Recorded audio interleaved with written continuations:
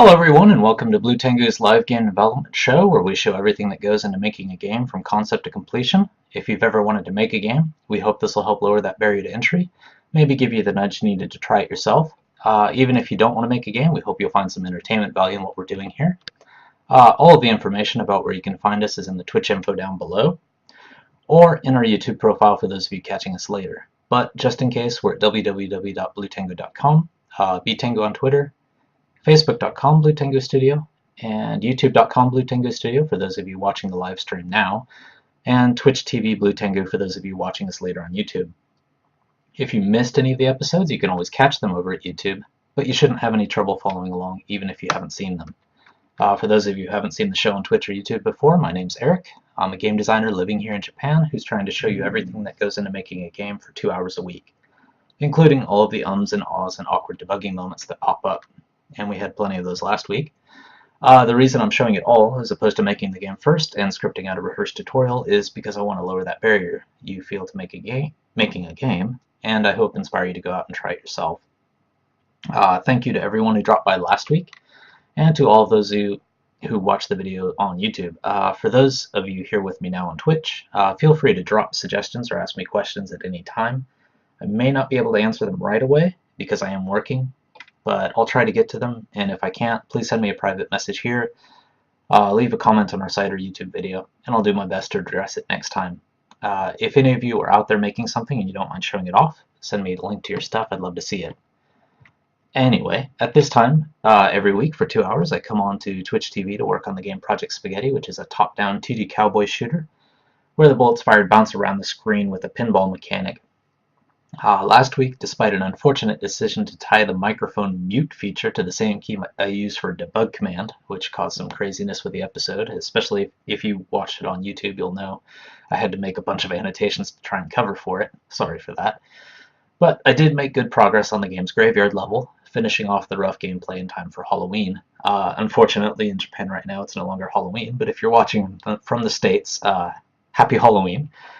If you haven't left my favorite holiday behind, I envy you, but thank you for spending some of it here with me. Anyway, with the graveyard level behind me, it's time to move on to the game's desert level.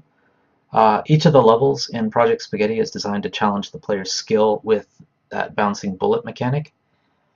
For the town level, the first one we made, and the one that, took about 2 months or whatever while we were doing other gameplay elements, it was all about catching the ducking cowboys and balancing the decision to take them out early, just with the normal gray unmodified bullet, to avoid them adding more bullets to the screen and making life tougher on the player, or to wait and take them out later, hoping for bigger points.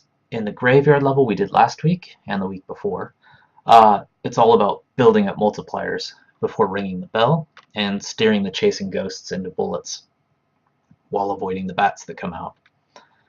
For today's desert level, well, for the desert level I'm starting today, my plan is to introduce an armored enemy that can only be killed from behind, and that makes it more dangerous for the player and an enemy that makes it more dangerous for the player if it gets hit from the front, because the enemy will constantly face the player, forcing them to use the bullet ricochet mechanic to win, and they'll probably bounce the bullets off their armor as well, making it a little trickier to see where you're supposed to be moving. To make things even more dangerous, the bumpers in the desert level won't just be passive bumpers like the barrels or the tombstones so far. They'll be cacti, which will fire out deadly spines every time they're hit by a bullet, as cactuses do, I guess. Of course, like most systems in the game, the player can use that to their advantage, because those same spines can be used against like the armored enemies. But if the graveyard level's any indication of how long these things take, today will be mostly spent drawing out the rough sprites and just putting them into the game, setting up a level where they're just there, basically. While the actual gameplay implementation will be next episode. So if you're more interested in implementation stuff, probably next episode's the one you want to see. But if you're interested in spriting and getting things into GameMaker, which is the software I used, this episode should be pretty good. So I'm going to jump over to the desktop now, get some of this stuff out of the way if I can. Okay, and I'm going to head over to my task list over at Trello.com. By the way, there does seem to be a little bit of lag in the Twitch chat, so, you know, the laptop that I use off to the side here that shows, the chat and stuff doesn't even show, how many people are in the room, so things are a little bit fishy on Twitch, but, if you send a message, it should work, because when I tested it, it worked. But, Trello. Trello.com. If you look up Trello and Project Spaghetti in Google, you should be able to get to this. But there's also a link, and I'll post it in like the YouTube annotation. It's also in the Twitch info down below, at the very bottom, I think. But, this whole task list is public. Everything I've done so far in the other episodes, which are all up on YouTube, by the way, all those tasks are pretty much listed by episodes. There's a couple of like these overtime ones, which is, just fixing bugs and, doing some minor system things. But now it's episode 18, and the only tasks I have scheduled for episode 18 anyway are to do all of that, spriting basically. When I did do the graveyard level, one thing I noticed was that the background made it somewhat difficult to see enemies and stuff, so I had to do a lot of adjustments. So rather than make like this rough background first, what I'm going to do is, because the armored enemy that I talked about, I'm going to make it a scorpion, if I can manage to draw something like that. Yeah, get over here. That's kind of a fixed color, and the cactus is kind of a fixed color because I'm using the limited kind of Commodore 64 sprite palette. So I'm going to use those two as a base and draw those in first, and then I'm going to worry about the rough background later and try to pick, colors that complement, those sprites that are going into the level. Thankfully, the player is like black and white, so it stands out pretty much in any level. So let's move that down to the bottom, maybe above bones, if I do decide to do bones even. And let's start with the hard one, I guess. Get over to the scorpion. I keep wanting to start up Game Maker, but that's not what I want to do. I want to go over to Photoshop.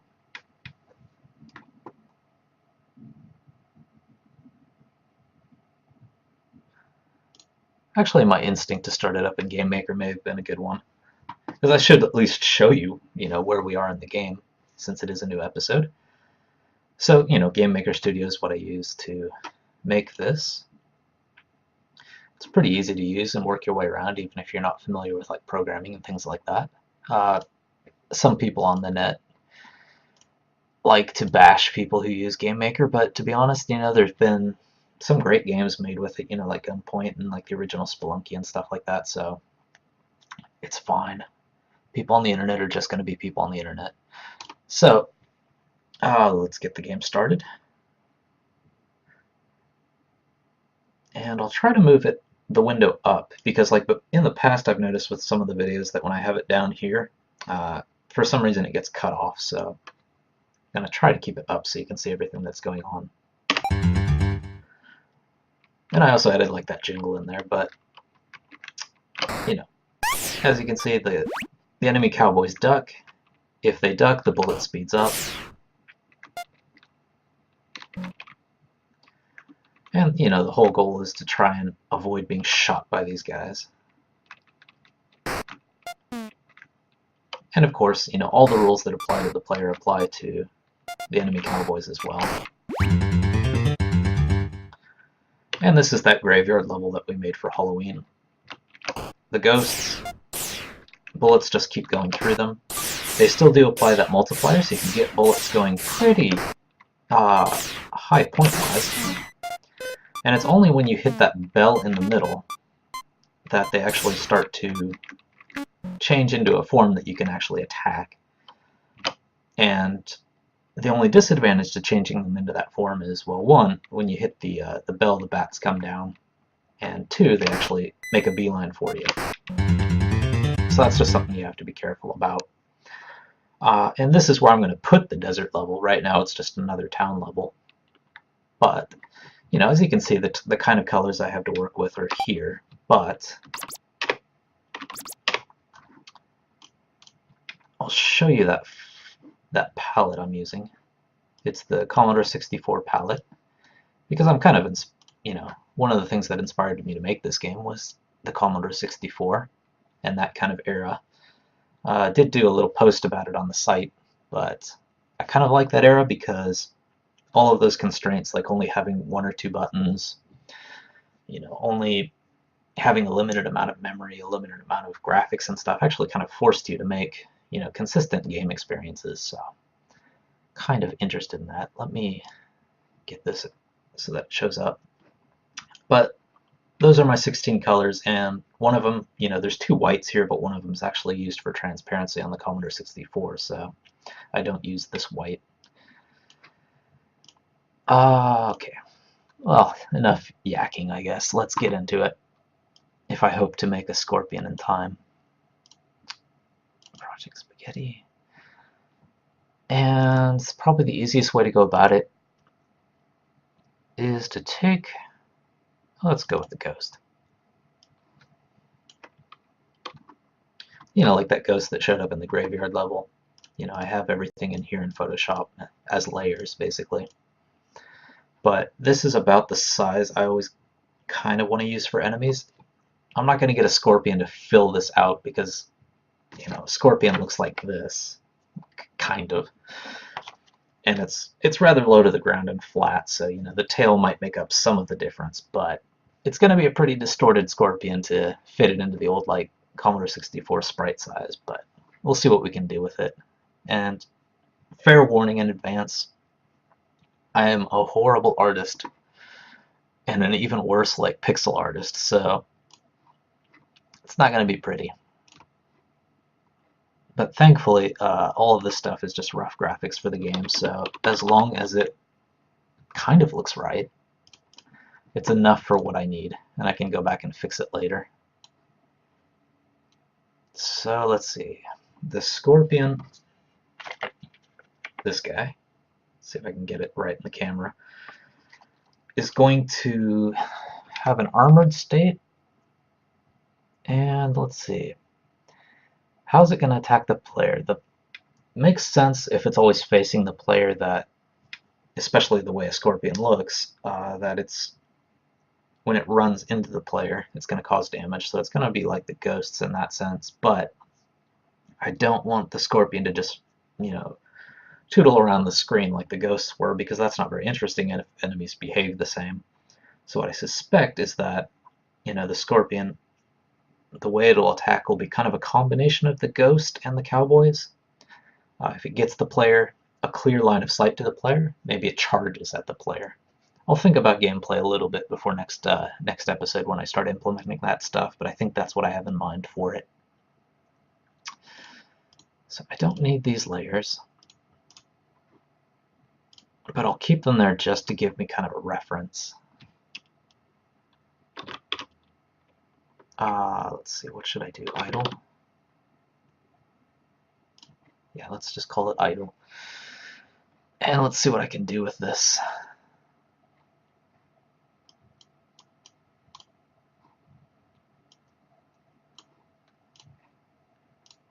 What's going to be a good scorpion color?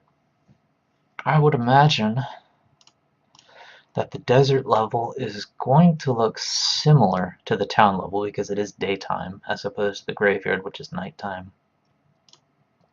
So I should probably bring that up.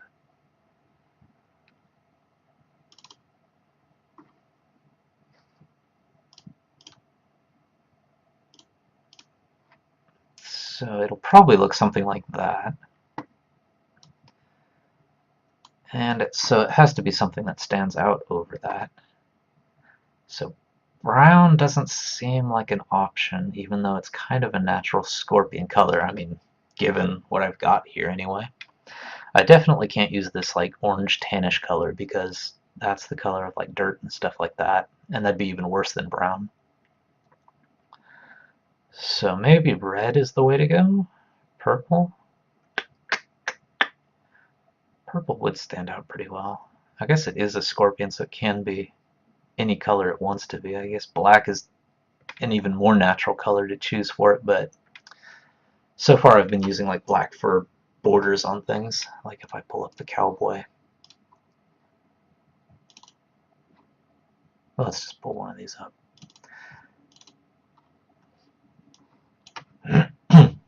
The reason everything is so small is I'm using the original Commodore 64 sizes, but usually black is serving as kind of a border on things.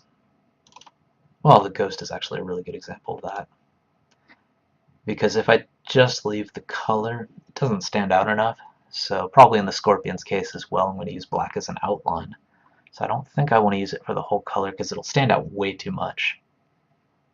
So I think of my options, it's going to be red or purple. Just out of curiosity.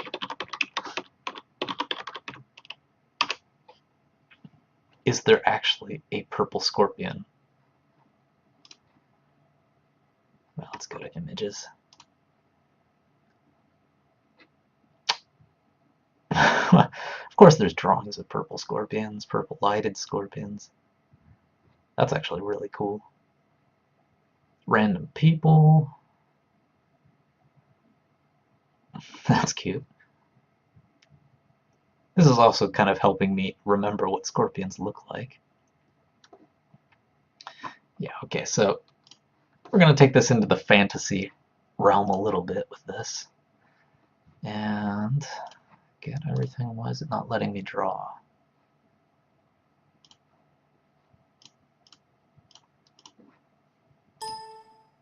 Where's the target layers? Oh, okay.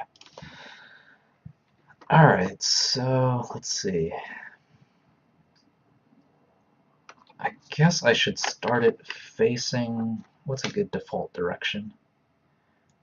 Because the front-facing default direction is going to look really weird for Scorpion as a base. I'm going to have to worry about that stuff at some point when I do animation, but for now...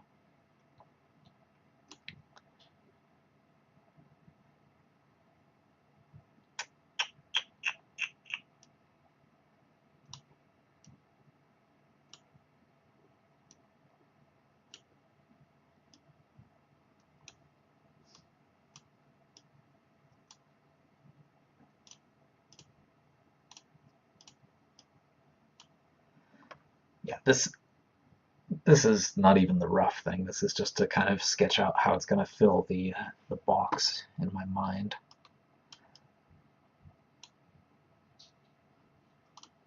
Let's get a decent eraser going here.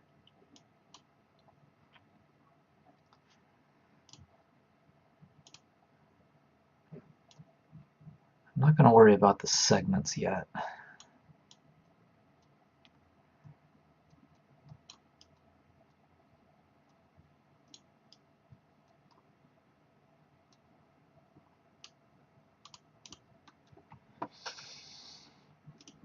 Just to get kind of a shape going.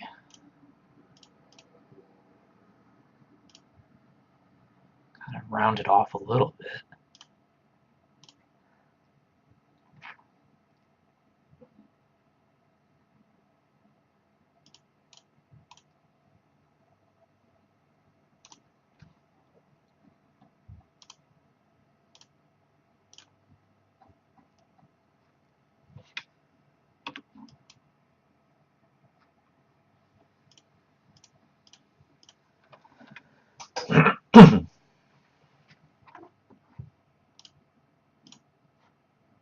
Let me just see what the player looks like with his feet. Okay, so the feet are pretty simple for the player too. But I do want a sideways view on this one.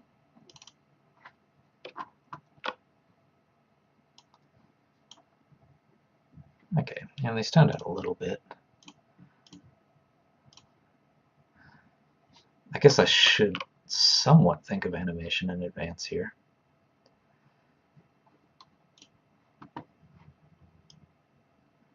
And let's see, scorpions have 1, 2, 3. Let me get a real scorpion up here. Oh, there's one. Okay, it looks like it has 8 legs. I'm trying to remember here.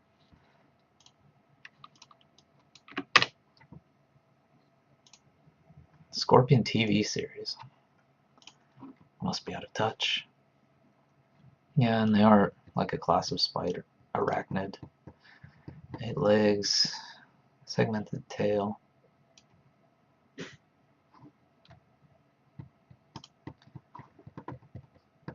So let's see if I get it moving. Theoretically, if I had as much screen real estate as I wanted and wanted to get a really complicated drawing, I would have, the legs moving back and forth like a dancer. But since this is a fairly limited sprite, if I want to show movement, it's probably going to be legs moving like that. So I don't think I want feet per se. That's weird anyway. Space these out a little bit.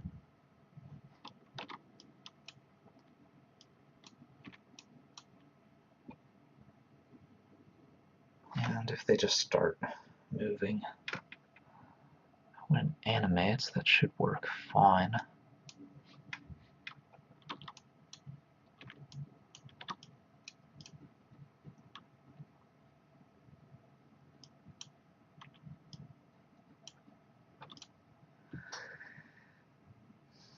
Tail's too thick, so let's fix that.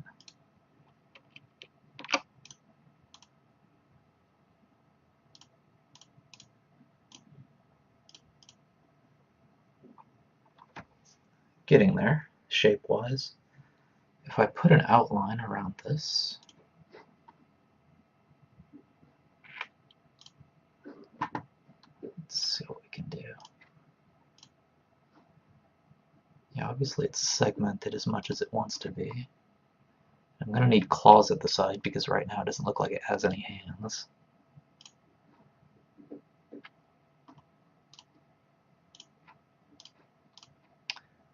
Okay, so if I outline this,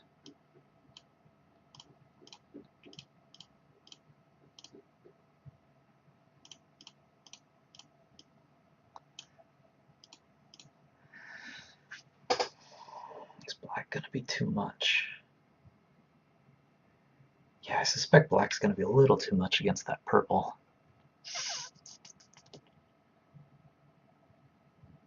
It might actually work with brown.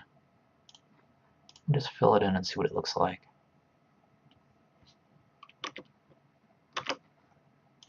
Put it over here too. Yeah, brown may work. Let me finish doing the outline. This purple scorpion is a bit weird.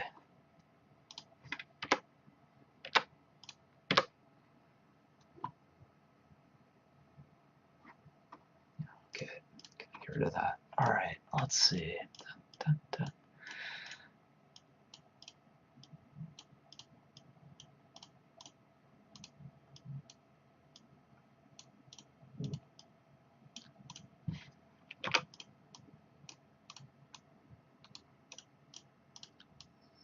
By the way, for those of you guys out there who are doing or thinking about doing your own games,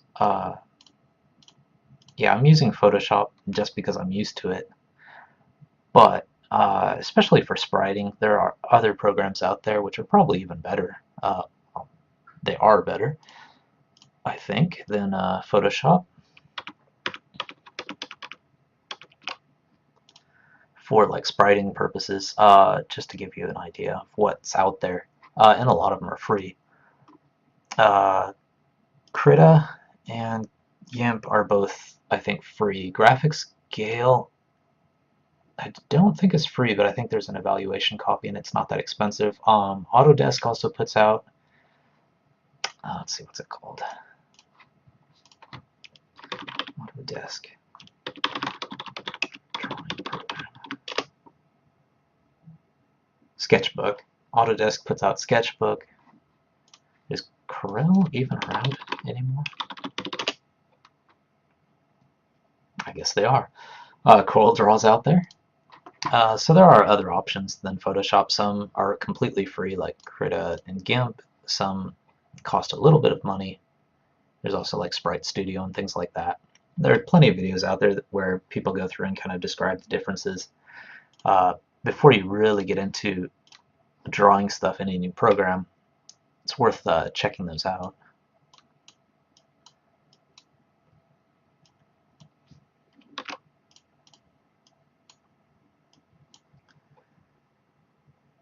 Yeah, those kind of look like legs when I bring it up into there. So let's try to make it look like segments anyway.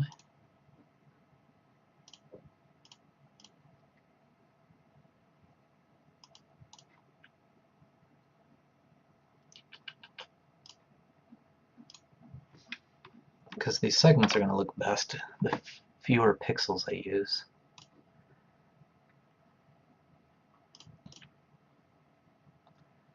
Yeah, the less is more in this case.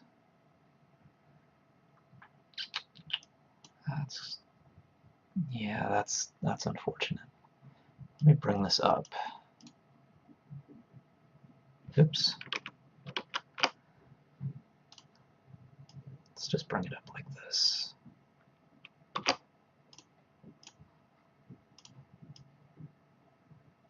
Just to give me a little more space to work with.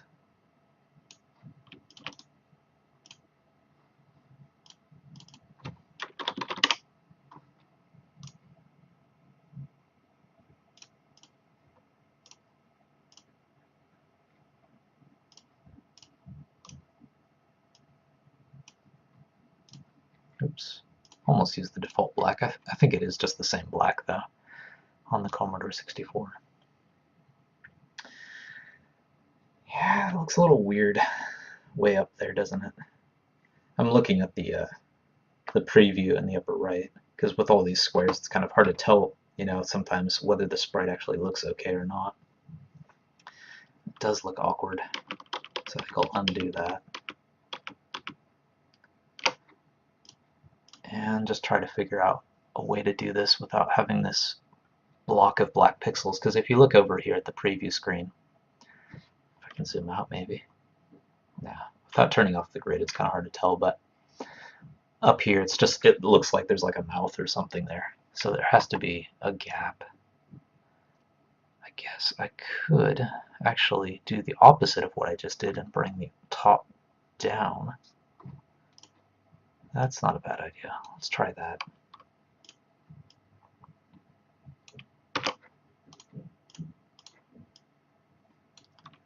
The top wouldn't need to be as big as the bottom.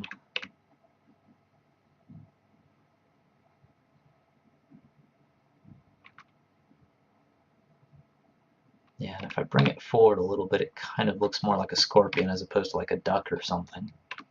Whatever I'm drawing here.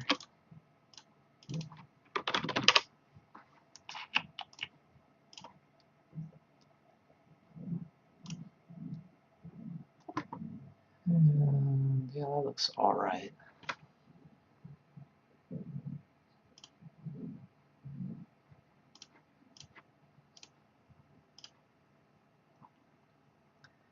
Segments look alright.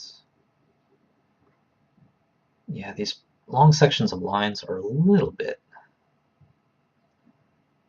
too thick for my tastes, but I guess I can live with it.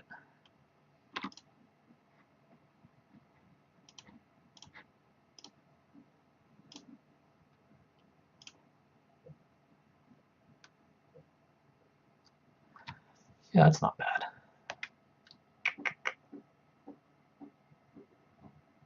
Okay. I think I may go with that. Maybe stretch out the tail a little bit more so it looks a little more dangerous.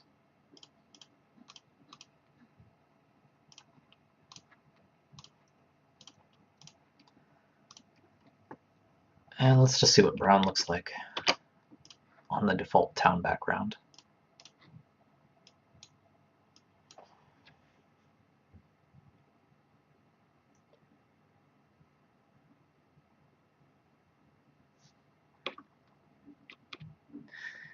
Yeah, that's gonna, like I suspected, it's gonna be a little hard to see because even with the black background, it just, something about it blends into the other colors, and that's because it's still that, whether it's yellow, orange, or brown, they're all kind of that same direction in terms of like colors. So let's not go with brown. Should I go with purple? Let's try this again.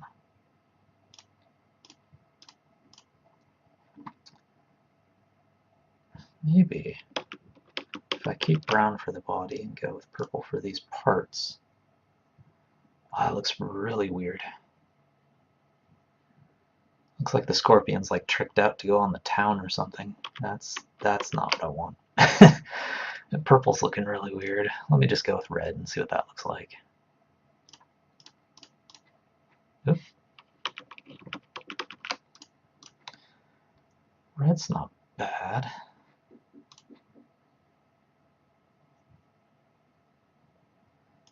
I want to use yellow for this stuff so bad, but what would gray look like?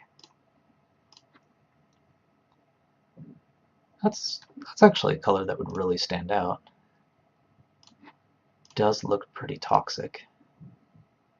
Let's see what this looks like against the town background.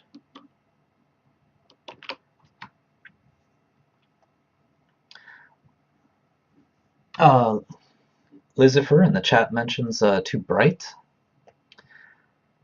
Do you mean too bright in terms of just in general everything is too bright, or do you mean like a certain color is too bright? The red and gray looks like it's going to work okay.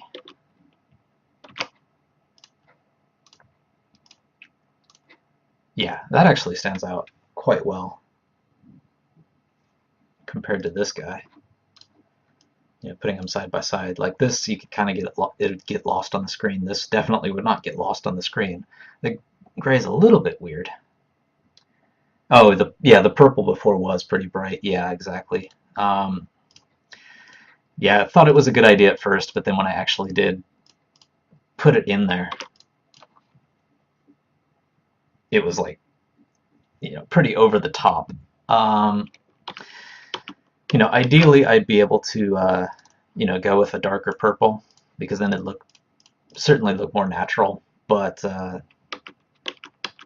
one of the kind of artificial constraints I'm putting on myself is only using the 16 colors here because it's the original Commodore 64 color palette. So, if I didn't put that constraint in place, I'd probably be able to darken the purple. Yeah, it was pretty in your face. I think the red is a little more restrained. The gray is bugging me a little bit. Something about the gray is bugging me a little bit. Yeah, purple's not working. Yellow would probably fade into the background. This blue, whoops. The blue looks a little cartoony, putting it in there. Green wouldn't make sense. If I just keep it one color, I guess that's okay. Yeah, one color is actually not too bad. Let me copy that out too.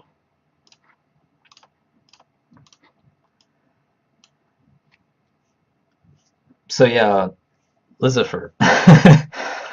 Which one do you like better? The one with the gray for the claws and the tail end, or do you like the one with all red? Since you gave me some advice, definitely feel free to decide. I'll run with that one for the rough sprite, whichever one you decide.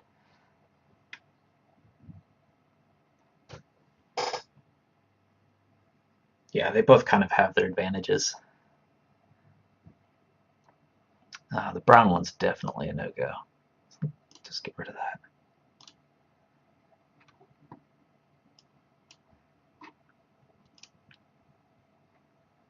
I guess I should save this while I'm at it.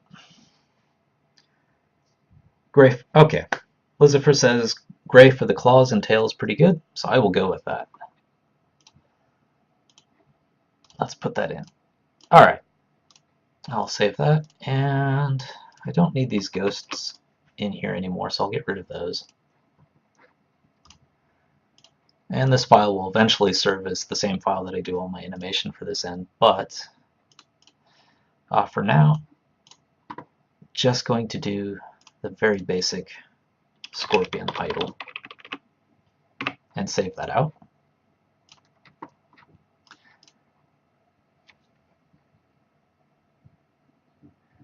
On those mentions, I can't see what it would look like on the grid though easily. It was hidden below your banner at the bottom. Oh, that's right. Let me bring that up. And let me actually turn off this grid because it does kind of get in the way. So this is closer to what it'll actually look like in the game, and hopefully I brought it up above the banner. Looks like I did. So given this, do you still like the gray one, or would you like the red one?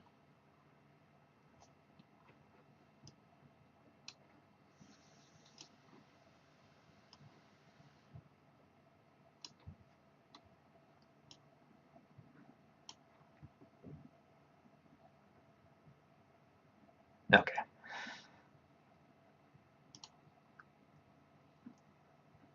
Gray's nice. Okay, we will go with gray then. Thank you very much. The next thing, let's see. Actually, let's go over to the Trello task list. Don't need Coral Draw. Don't need the Scorpion picture. So that's the rough Scorpion. The next thing is to do this Cactus bumper, and just to show you what those bumpers are, again, in the game itself, the bumpers are like, for example, on this town level, this rough town level, the bumpers are just things that reflect the bullet in the game. On the graveyard level, the bell is also a bumper. It's a special bumper, but it's still a bumper. And these tombstones are also bumpers. So do want a cactus version of that. And that's going to be the next task. So to do that, one thing I do want to be careful about with bumpers, probably go with the barrel as a base. One thing I do want to be careful about with bumpers is it's usually best if their collision, really hard to see this zoomed out, but the collision is pretty set in place. You know, I can change it per bumper, of course, but in terms of, you know, the player getting used to the way these things work in the game, it's probably better if they all have a very a similar collision, unless there's a reason for them to be different. So if I make a cactus, probably more or less want to follow this basic shape outline.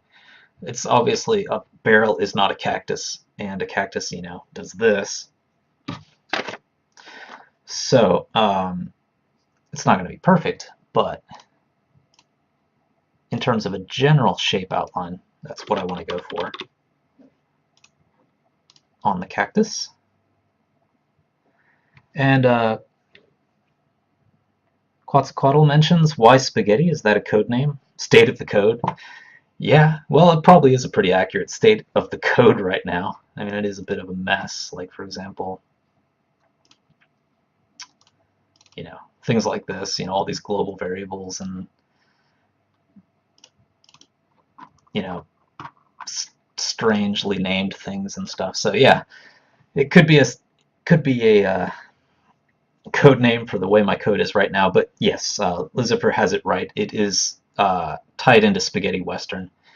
So it's just Project Spaghetti because it is a cowboy shooter game, and just figured that kind of worked because the project thing works in terms of like the show that I do every week. So I just called it Project Spaghetti for that reason. Let's see, cactus. Well, cactus, at least the color that I have to use for it is pretty obvious. I mean, there are other colored cacti out there, but I think this is what everyone expects when they see a cactus. I'm not going to try and draw a purple cactus.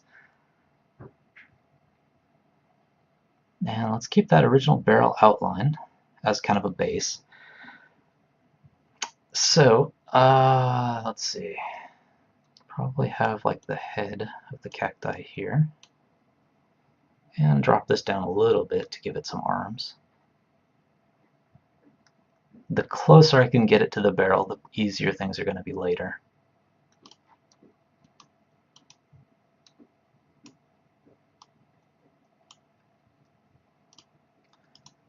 But it is going to have to be a little different, isn't it? Because that looks more like an empty wine bottle or something. So that's does need to be changed a little bit there. Oops. Just to get an idea for the shape. It's not too bad. Kind of do have to thicken it out a little bit.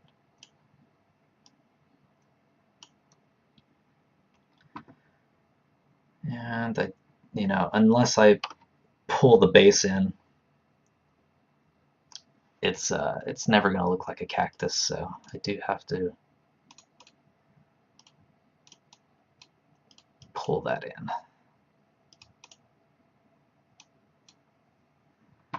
And I'll get rid of some of these extra pixels so I can see the shape a little better. Yeah, that base is way too thin.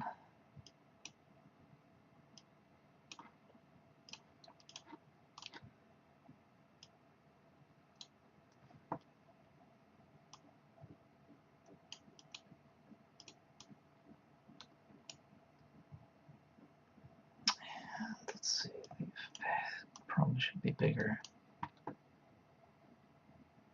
Actually, I should, if I really want it to look like a cactus, I'm going to need a gap in there, aren't I?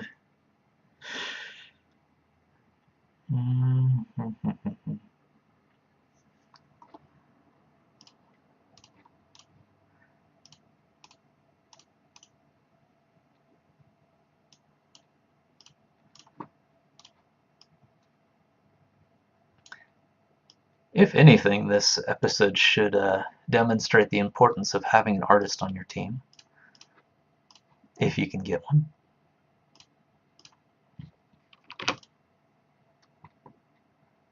Having that on an angle is weird.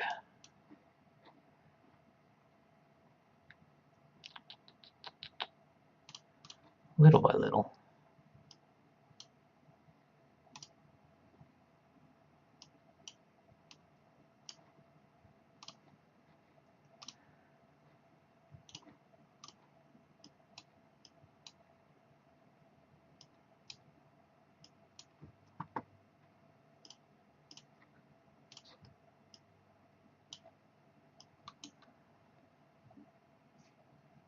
Let's try getting rid of this just to see what it looks like shape-wise. Yeah, it does help it look more like a cactus. And Quetzalcoatl mentions the arms on cacti aren't symmetrical in real life, and yeah, that's a good point. It's probably actually worth going through here. Yeah, so in most cases, like, there's a couple where they do kind of come out from the same stalk, but yeah, like a tree branch or anything else,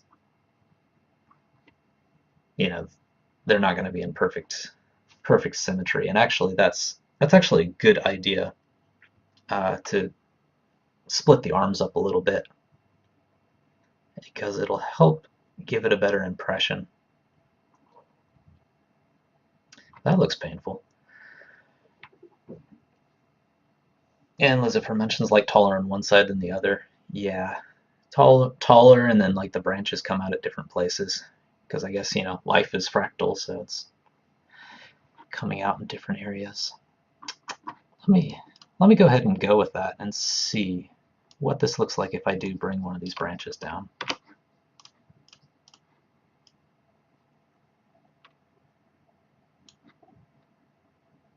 Because that could be a very good idea.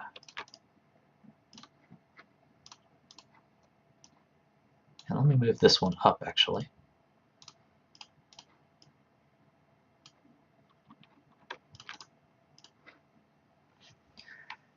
Yeah, in a way, that might actually work better because it'll be closer to that barrel too, in terms of shape. Like I could probably fudge things a little better.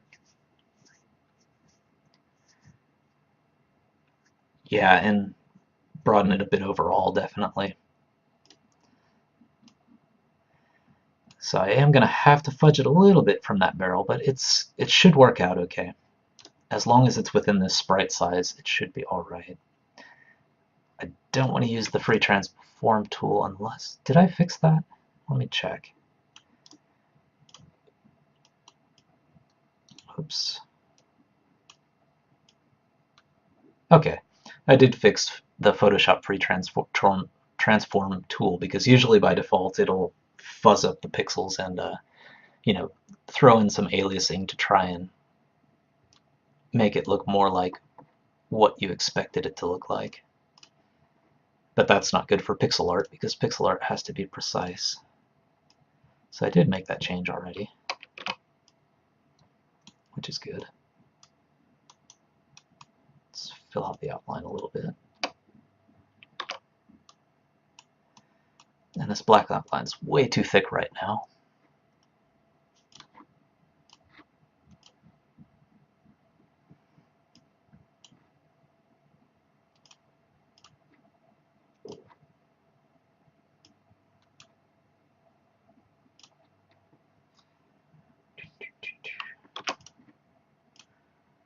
Don't want the poor cactus to be so skinny its arms fall off. Yeah, don't use bilinear if you're going to do like pixel art. Can't remember where I changed that setting. I think it was over here, but you know, like for example, if you I think it's an image size. For example, if you change the image size using like image change size, you can come over here and it says resample image. Usually the default is bilinear. That's what throws in all that aliasing. But you want to use nearest neighbor for pixel art because it'll just pick, you know, the nearest neighbor and use that as the color as opposed to trying to like blend it or muddy things up. And there's also a way to do that to change the free transform version in one of these settings over here. And I did it for the graveyard level, but let's see. Let's finish this stuff off.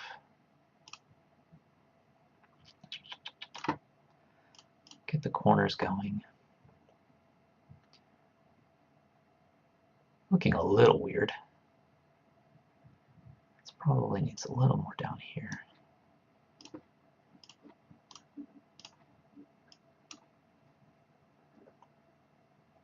One, two, three. Just to make it a little more symmetrical. Shave off some of these extra pixels that I don't need.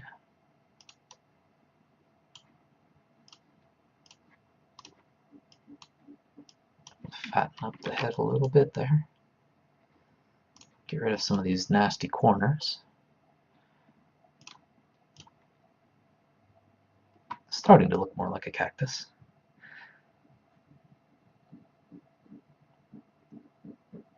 Yeah, and Lucifer says, well, it looks like a cactus. Yeah, it's getting there. It's definitely getting there. You know, all of these graphics are just rough graphics so that I can get them in the game. The only thing I kind of want to get with the rough graphics is just the basic overall shape, because that'll affect things like collision and gameplay. But, you know, minor tweaks to the sprites and stuff, I'll do that later. And that's rather simple, so I do want to add spines to it.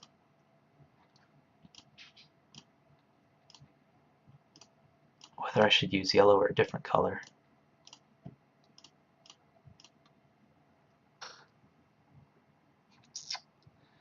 Yellow might be a little too extreme. Let me try brown on this one.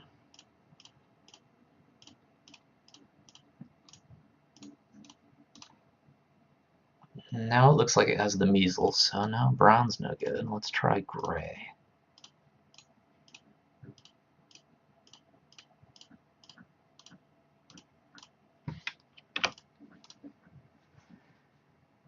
It's not Too bad.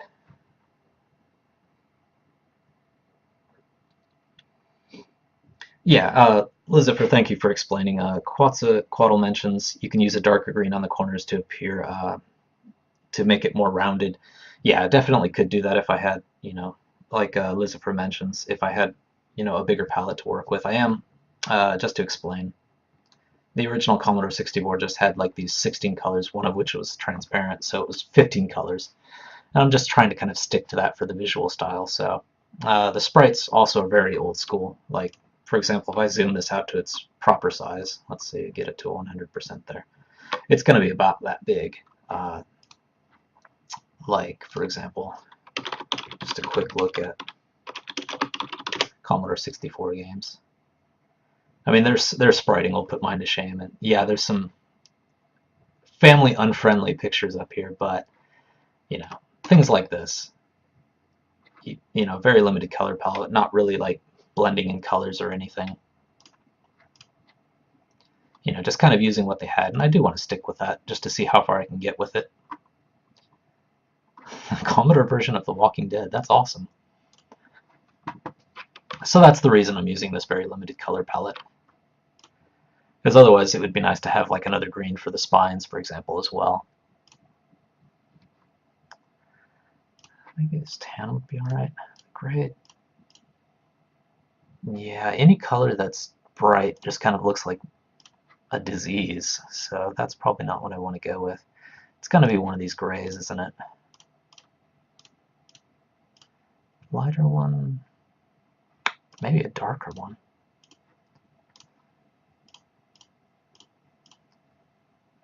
Darker one's not bad. Oops.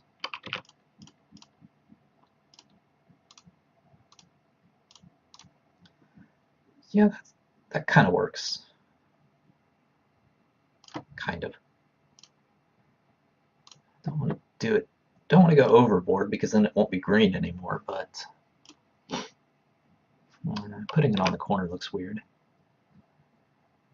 Yeah, maybe that'll be it. Could you use black for the spines, or would that be too glaring? Yeah, let's see what happens. Lizifer mentions using black on the spines.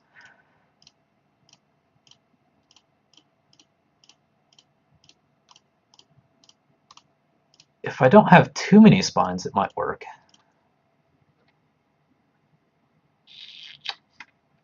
Let's bring it over here to the town map and see what it looks like.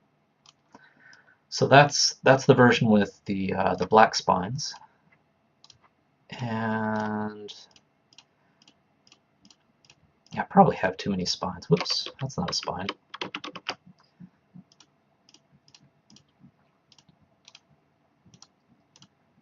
And actually, I shouldn't have these spines right up on the edges either, because that kind of makes it look dark. That's the dark gray version. And let's, while we're at it, do a light gray version. The one that was too light was weird, but maybe the middle gray one's alright.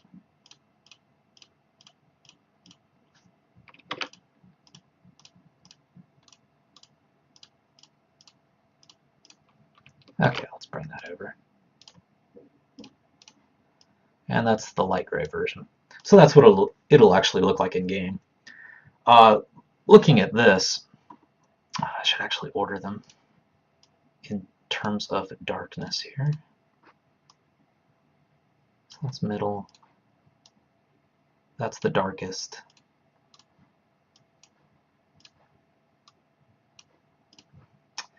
See, that's what happens when you don't name layers. That's one of these. 6. There we go. Okay, so from lightest to darkest, left to right, that's the middle gray, the dark gray, and the black. Looking at this, the black, it might just be because I have too many spines, but the black looks a little too sharp. The middle gray looks pretty good. The light gray, the grays pretty much just disappear into the green anyway. So actually, I think I will go with this dark gray in the middle and maybe get rid of a few of those spines because it's kind of overkill right now. Let's get rid of some of these that are on the edges. That's giving it kind of a dark impression.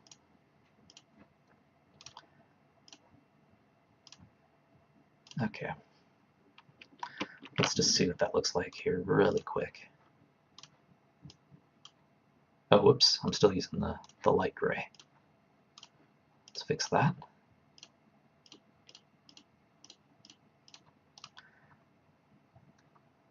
iPatch Gamer says he or she, I'm sorry. For some reason I defaulted in my head, but you like number 2? Yeah, I think that's the one I like as well, the darker gray one. So thank you for that. And Quetzalcoatl also mentions likes 2. Yeah, thank you guys.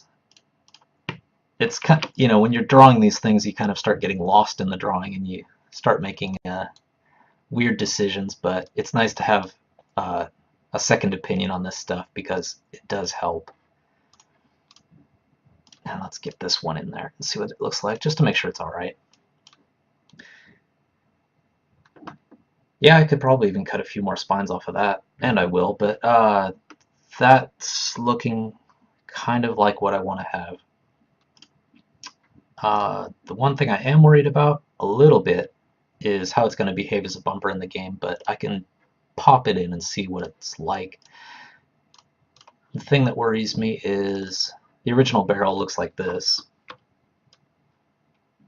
And the reason it looks like this is because it makes it easy to tell where the ball is going to be bouncing after it hits the collision. With this, you know, what if a ball hits here? You know, what do you expect? Do you expect it to like rattle around in this, you know, the space in between the arms and then come out? Do you expect it to bounce off of here, then come down here and then bounce up? You know, it might confuse the player, but let's see what it feels like in game first before I worry about that. That's the whole point of doing these rough graphics in the first place, right? So let's save that out.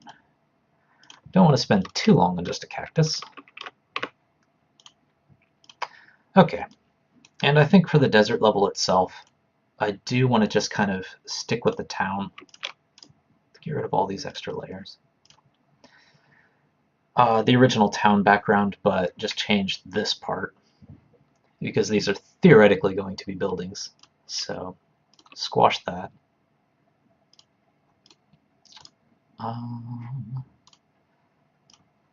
Let's first save it out so I don't accidentally overwrite my old one.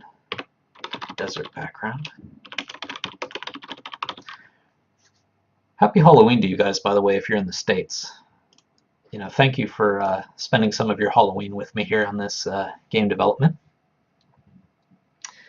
And Quetzalcoatl mentions, or asks, are you going to use a map or the transparency on the collisions? So far, I haven't been using pixel perfect collisions. Let's head over here to Game Maker. You know, there is an option to use precise collision checking,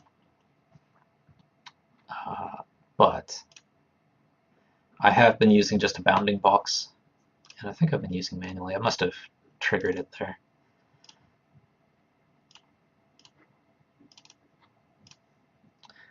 $518, $119. 518, 119. 518, 119. Oh, that's what it is by default. All right. So yeah, I have been using just a bounding box. Just to keep it simple and to cut down on the calculations. I mean, none of these graphics are so complicated that, you know, precise collision checking would really make that much of a difference in the look.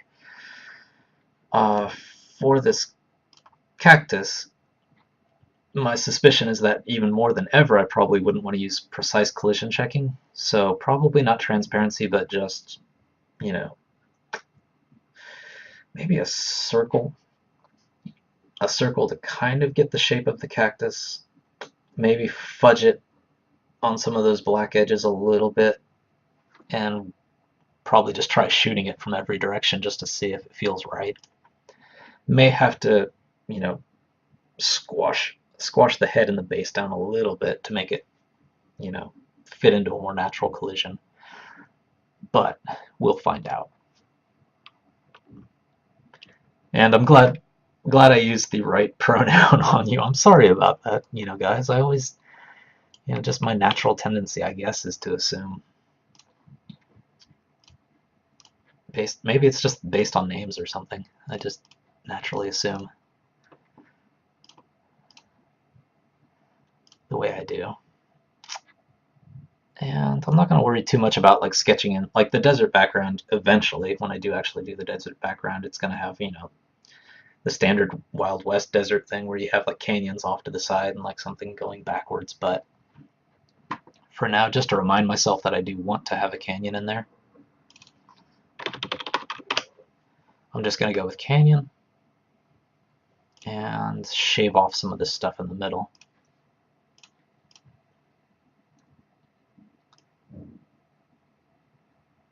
And I'm going to have to fill it in with sky, otherwise it looks like you could walk up there.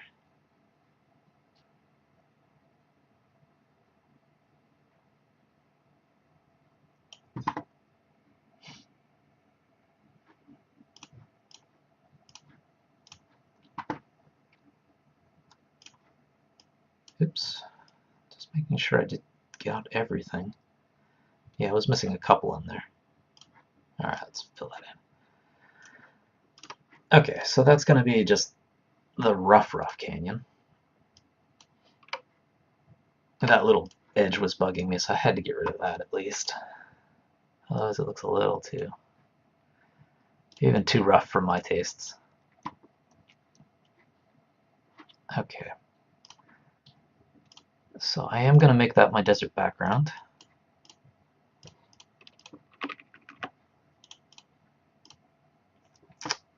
Okay, so I've got my cactus, my barrel, my desert background. One thing I do have in this task list, Last Ninja, oh, that takes me back. One thing I do have in this task list is bumpers, bones, sprite, because, if you're out in the middle of the desert, you kind of expect bleach bones. I mean, Quetzalcoatl, probably tell me that there aren't that many bones out there. I don't know. Have you run across any like, stereotypical like bones in the desert before? I'd definitely be curious about that because I love the desert, but I live in a place that was or I used to live, my hometown anyway, was a place that was transformed from desert into just a town, so don't have that much experience with actually life in the desert, so I'm actually kind of curious about that. If you believed movies and TV shows, you were always running across like cow skulls and stuff in the desert, but I'm pretty sure that's not how it works. Though I'm sure there are other animals, skeletons lying around. So let's see, if I did bones, it couldn't be just like bones, like skull and crossbones, because that'd look kind of weird. It would actually have to be like a skull or something. So just to do it, whether I decide to implement it in the game or not, just to make it so I have it ready if I do decide to do that. I'm going to keep this very, very simple because if it's something I don't even know is going in the game or not,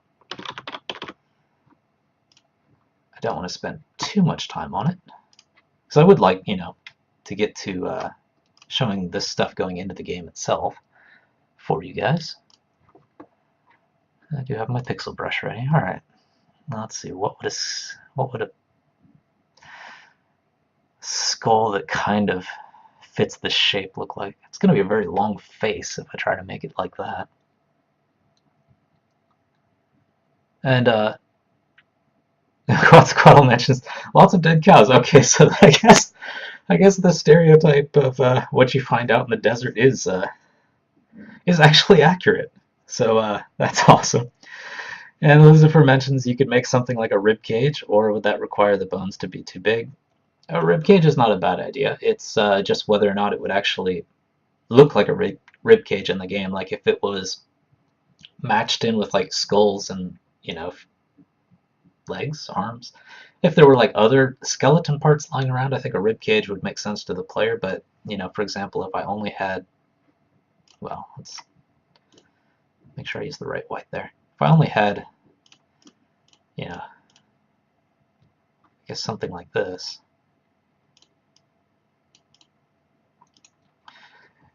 well, that's obviously not a rib cage because they ribs go across, but you know, if I had something like this lying around, yeah, it just probably, you know, the player would probably be thinking, what is that?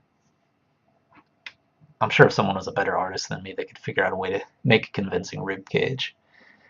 But I think I will go with a skull on this one. Size-wise, uh, you know, if I had nothing to worry about, that would be the size because it's the same as the barrel.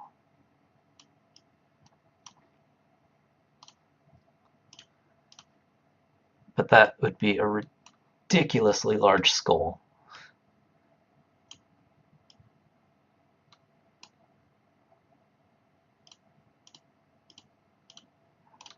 Oh, happy Halloween. Yeah. Yeah, that would look really, really weird. So yeah, I don't think I can get away with making this thing the same size as the barrel. But things don't actually have to be the same size as the barrel. It's just a way to make things easier. I suspect...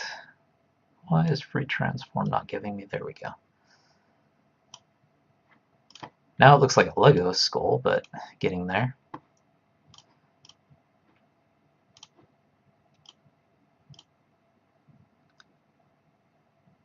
And I have my pixels off, don't I?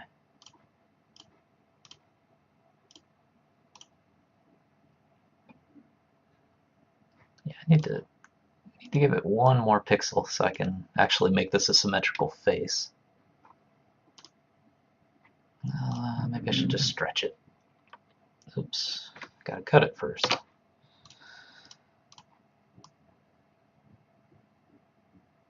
Okay, that's that.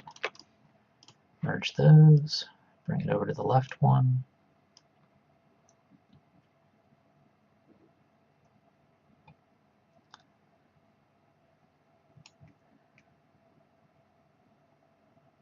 And makes sense. Horse skull or a T-Rex for fun. It's actually a really good idea.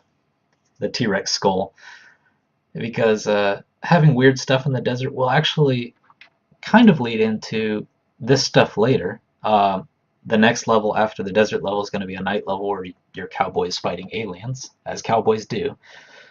So it would actually be kind of interesting to have something that kind of ties into that level. It's not a bad idea. Let's see. I do want to keep this balanced left to right, so I think I'm going to put this back where it was. I'm not going to worry about the mouth too much at the moment.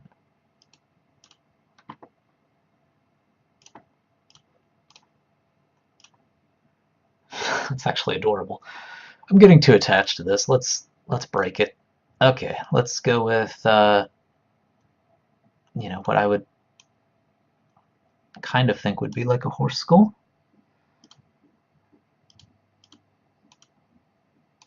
Or a T-Rex skull. Let's get rid of that. Fill some of this stuff in. Maybe make the eyes a little taller.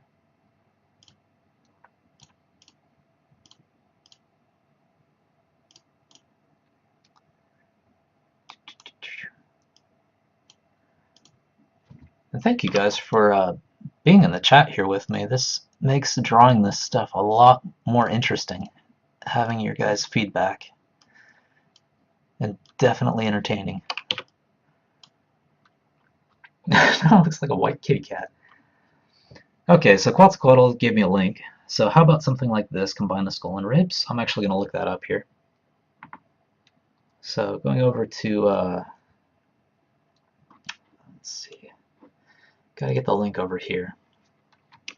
See if my typing skills are up to it. You know what? Actually, I do have the chat going here.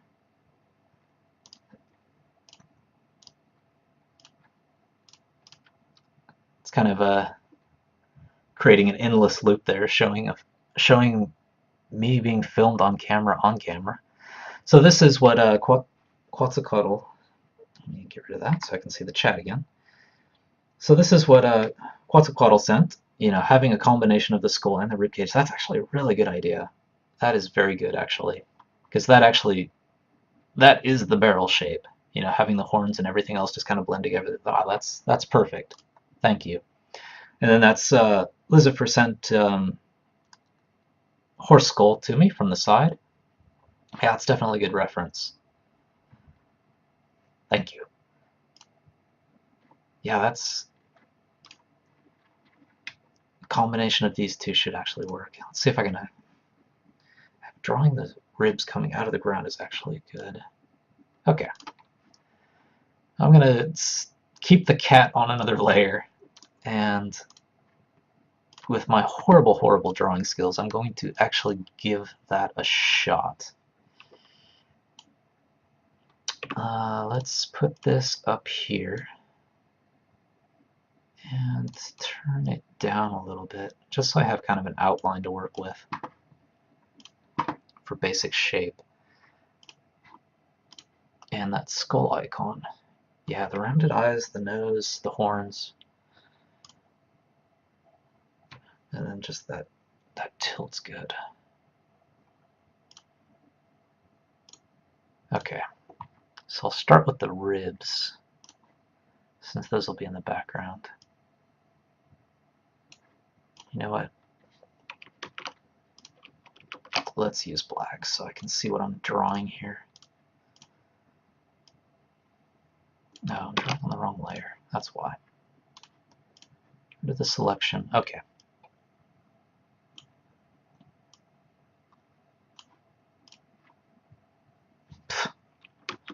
That's what I get for trying to be fancy. I'm just going to draw it without that.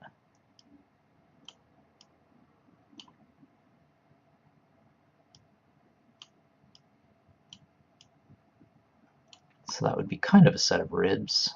And then that's that. That angle's pretty good. So kind of as a shape. I should probably use a different color so I don't lose my ribs here. Just use brown.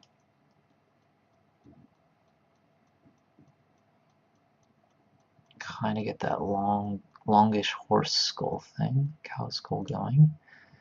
Have the horns coming out like that.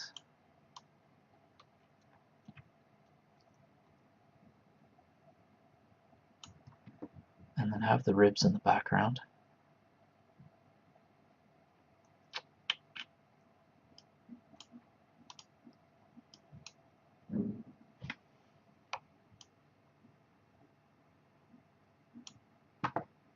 And if I did put eyes in here,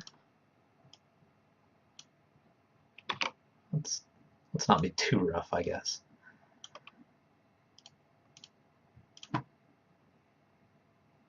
looks like a dog carcass or something because I'm using brown, but let's switch this over to white now that I got it kind of mapped out.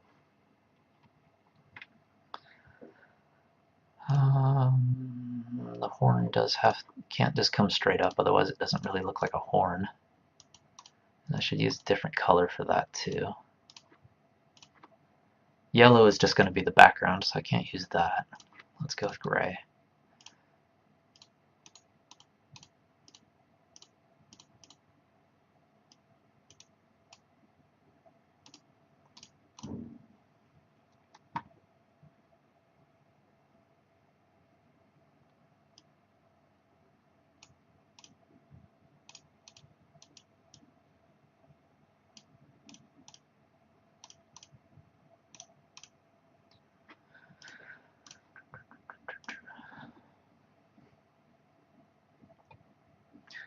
Lucifer says, actually going pretty well. Skull and ribs might need to remain different colors to make sure they're distinct, yeah.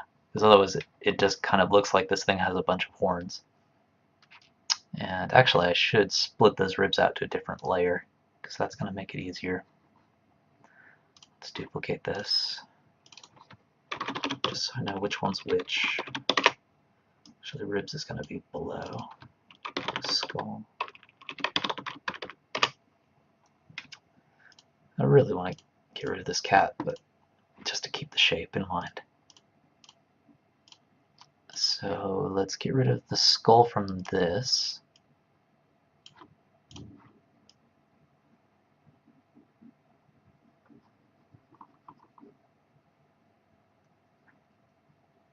And let's actually do a little bit of a better job putting those ribs in there.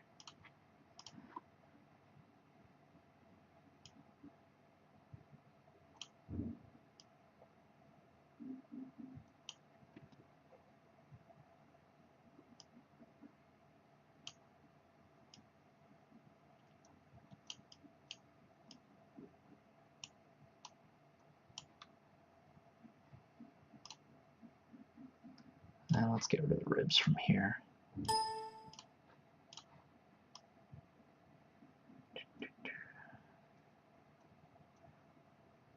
Make it easier to focus on one thing at a time.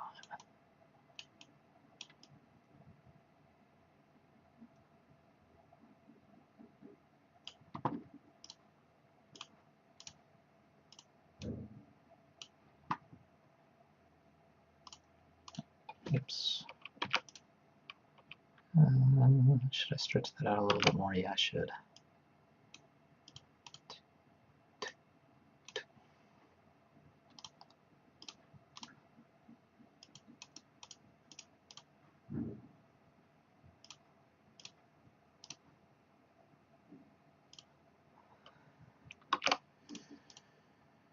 Yeah, I should stretch it out even more.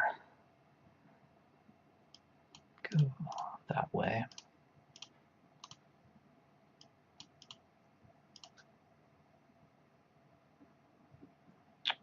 Okay, and then I'll have horns there. Oops, still using gray. Horns there. Like that. I can get rid of the extra stuff.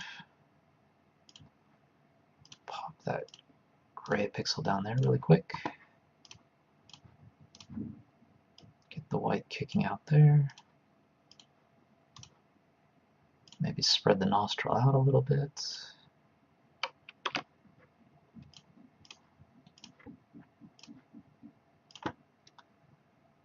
And do need to fix the ribs, don't I? In fact, let's start over on the ribs. So that's a little too rough.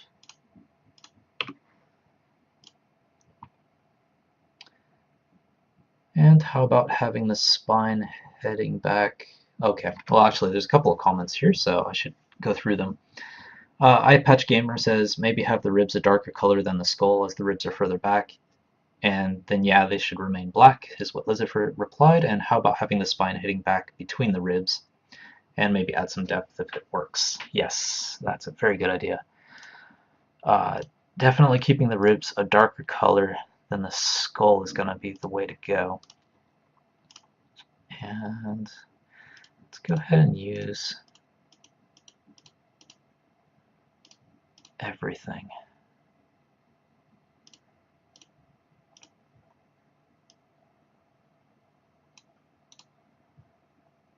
So I'm moving it over to and starting it down here.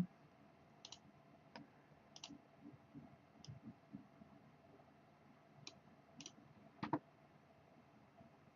have a spine in the middle.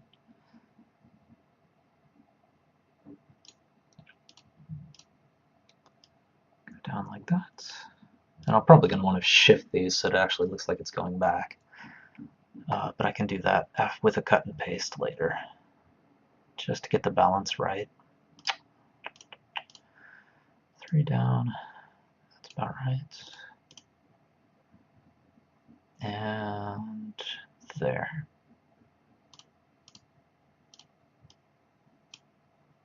Okay, so now they're just perfectly symmetrical, so I need to shift them a little bit.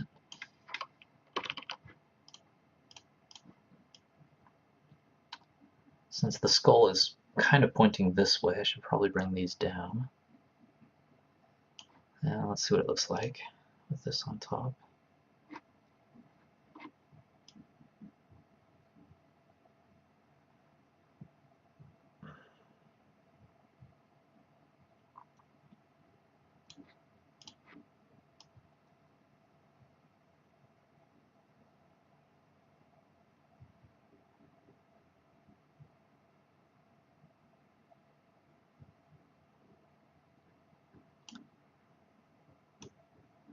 Might not be too bad doing that.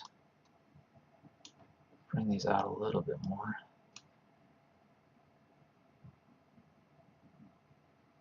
And then add a spine in between them. Okay.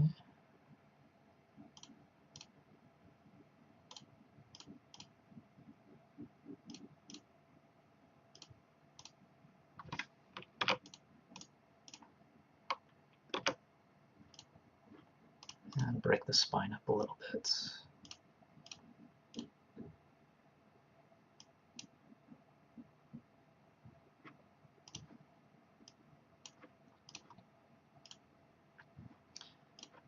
I need to move these out.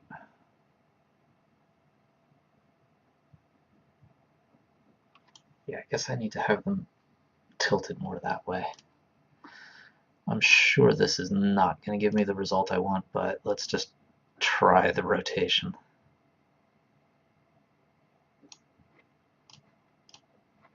Yeah, as expected, it just gives me kind of a craziness.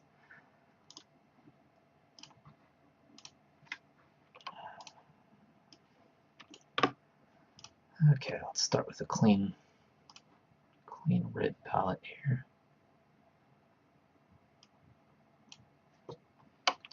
So I want these to be more like that. 2, 3, 1, 2, 3. 1, 2, 3, 1, 2, 3.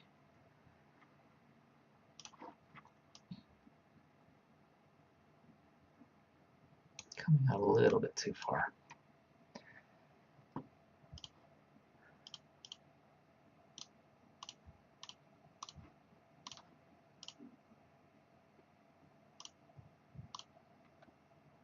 Oh, that's actually not bad. Kind of keeping them asymmetrical.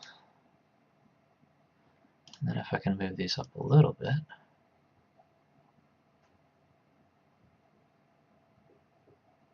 Okay, that's kind of giving me the shape I want.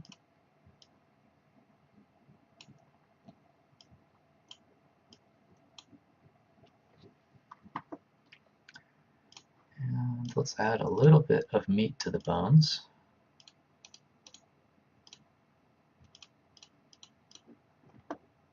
Not much, but just a little bit.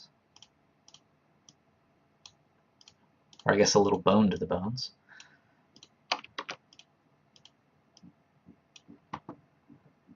And it's really hard to tell with that transparent background, but let's see what it looks like here. Copy merged. Okay. So that's what it's going to look like in game. Yeah, I definitely need to fill out the ribs a little bit to make it look like something is going to bounce off of them, but yeah, that's definitely getting pretty close to something that looks like it could be bounceable. So let's add a little bit more in here.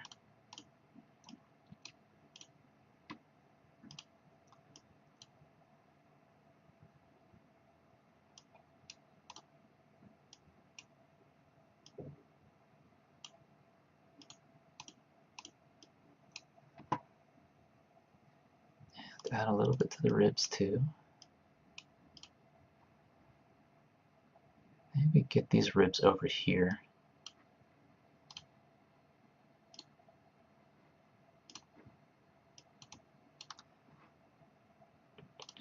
Yeah, I'm messing up my layers, but I'm not going to worry about it too much.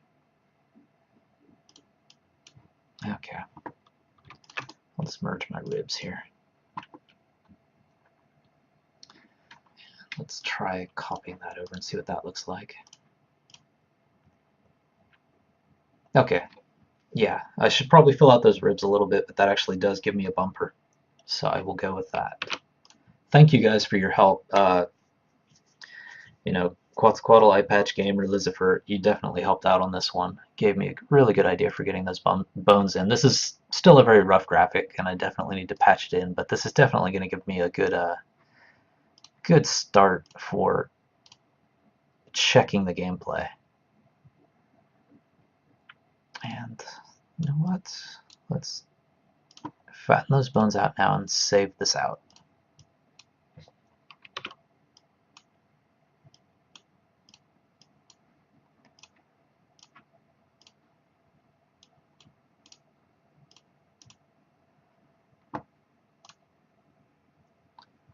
Okay.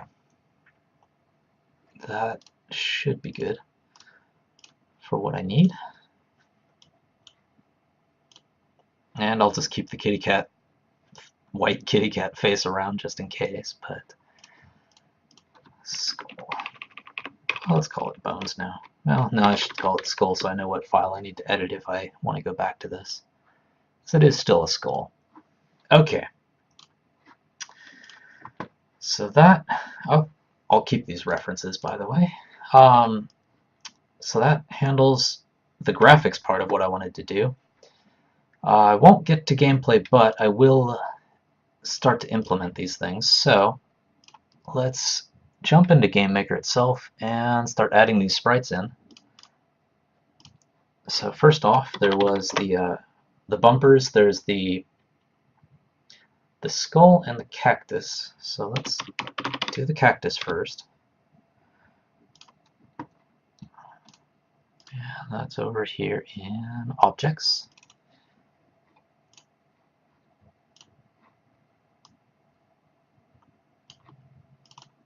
Kind of paranoid about my mic cutting out after last week because, you know, you guys probably weren't around to see this last week, but one of my debug keys in GameMaker that I use to like see the enemy pathing happens to be F1, and you know, I thought I would be clever before last week's show, and you know, over here in like open broadcast software, you can set up hotkeys to like mute the mic and stuff like that. And I thought, hey, what a great idea! Maybe I should just have an easy to remember key to mute the mic, and I'll make it F1. So last week's episode, basically every time I debugged the pathing, and there was a lot of that debugging because I was implementing new enemies. Suddenly, you know, my voice cut off, and that made for a very weird episode. But since then, you know, I've been very paranoid about like making sure this mic is on. Okay, let's see. Don't want to do precise collision checking, do I? No. This is going to take a little bit of work. Full image, manual, ellipse. Yeah, that's actually a really good ellipse. I will go with that. Diamond's not too bad either, but yeah, ellipse actually fits the shape just right. How the bullet's gonna bounce off that, I guess I'll find out, but yeah, that's really good. I will run with that and see what it's like. Change the origin of the sprite to the center so that it acts the same as the other bumpers. And let's throw in those bones that you guys helped me out with. Well, it's called skull, so I remember what it is when I'm looking up the graphics file. And in this case, I definitely don't want precise collision checking on that, because that would be really weird. So it'll look like that. Who knows what the bullet will hit in that one. Ellipse is not too bad on that one. Rectangle is gonna, you know, because it's at kind of an angle, unless I go in and like fix the sprite and kind of pad things out a little bit, which I may do eventually. Rectangle is going to have these weird corners where like the bullet bounces off of what looks like nothing. So ellipse is probably closer, but I do need to bring that in a little bit because I'm sure it's hard to see for you guys because all these sprites I'm working with are really small because they're the original Commodore 64 size sprites. But that circle's kind of going off to the right a little bit. So even if I miss a little bit of the nose, this is probably going to be the closest fit for. And top's already 0, so we'll see. It might look weird in game, but I can adjust the sprite to fit the collision, kind of go the other way around. And did I actually save out that background? Desert background. I may not have. No, I did. Alright. But just in case. So let's add that desert background. BG desert. Load that in. Don't think I'm doing anything special with these. I definitely don't want to tile anything. Yeah, oh, okay, I am doing something special with it. Width 344 240. Yeah, okay. Width 344 240.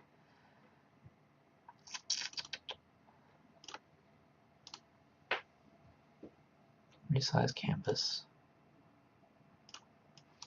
344 240. Oops.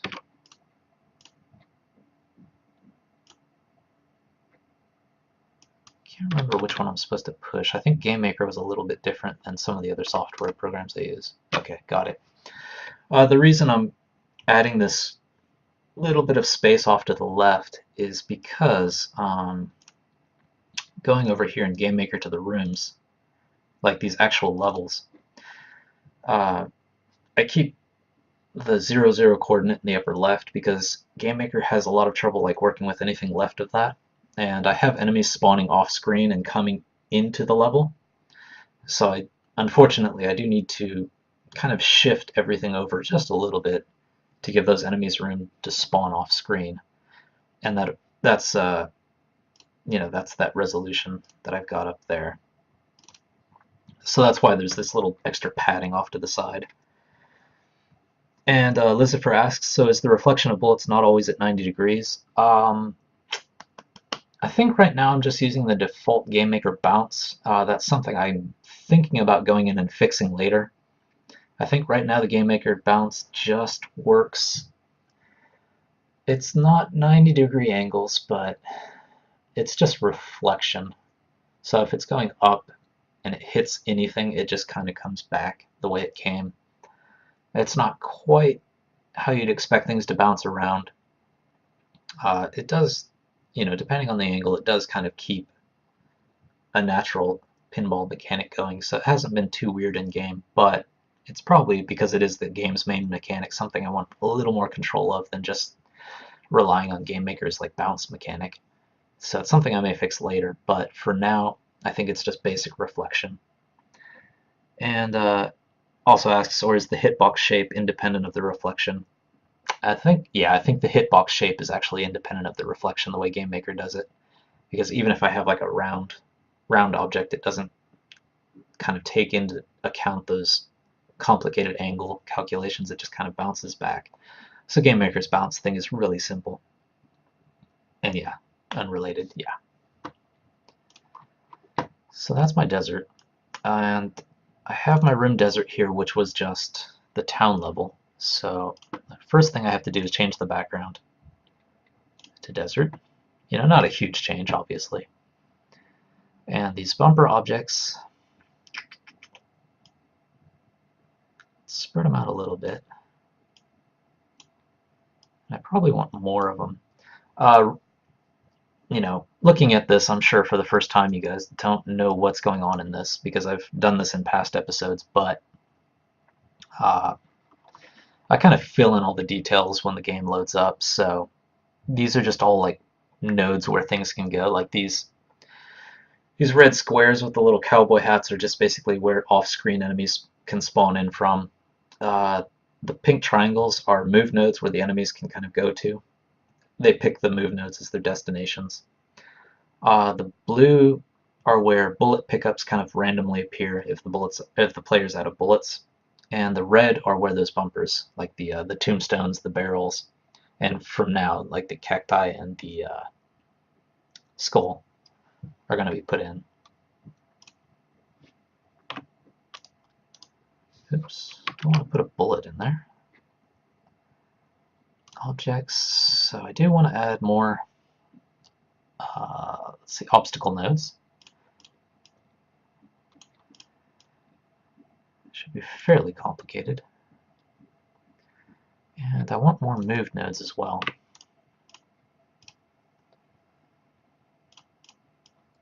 want to give the scorpion a little bit more flexibility to move around.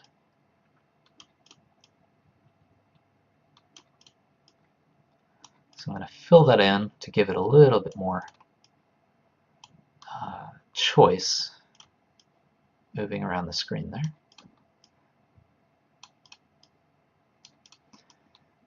And I can go in later and fix these so that they're a little more precise, but for now, should get me started.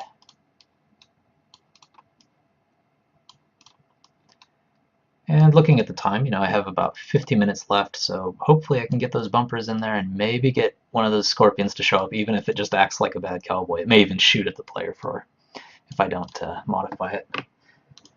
Maybe I'll just take the ghost behavior and put it on top of that. Okay, so that's my basic room desert. I've got my bumper nodes. Now I need to make objects out of those sprites. So let's make a cactus object. Use the cactus sprite.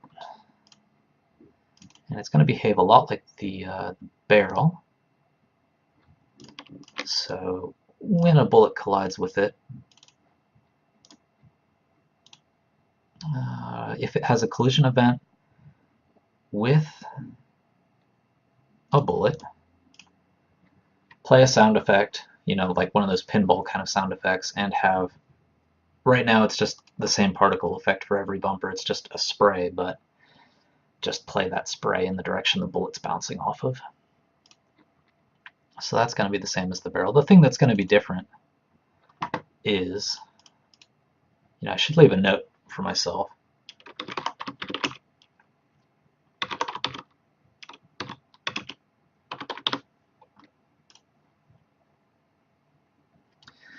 The thing that's going to be different from other bumpers, like I said at the top of the show, is that when a bullet hits the cactus, it's going to trigger spines to come out. And those are going to act kind of like bullets, except they're not going to bounce around the screen because that's going to be way too much. So they are just going to go to the edges of the screen and then disappear. But if the player happens to get caught by one of those, or if the player can manage to get a scorpion facing the player with its back to that spine, then you can also use that cactus to attack the scorpions. And I might as well just duplicate this object since it's going to be the same thing for the skull, except the sprite's going to be different. And the skull is just going to behave like a regular bumper, so it's not going to be spraying any spines out or anything like that. It's going to be more like a barrel. So those are my objects. The other thing I need to add is the scorpion enemy. So let's see, I'm going to duplicate the ghost. I'm going to use the ghost as a base. And it's no longer the friendly ghost, it is the scorpion, which I need to add. So let's add that sprite.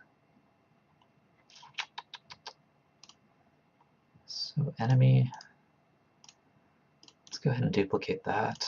Sprite, scorpion. Load in that scorpion that we did. Idle, yep. Center, collision-wise, yeah, an ellipse is probably going to work best for that too. I guess the desert level is all about ellipse collision. Let's make sure I catch up on the chat here. Quetzalcoatl mentions, does GameMaker support parallax scrolling? I think it does, actually. I think it does.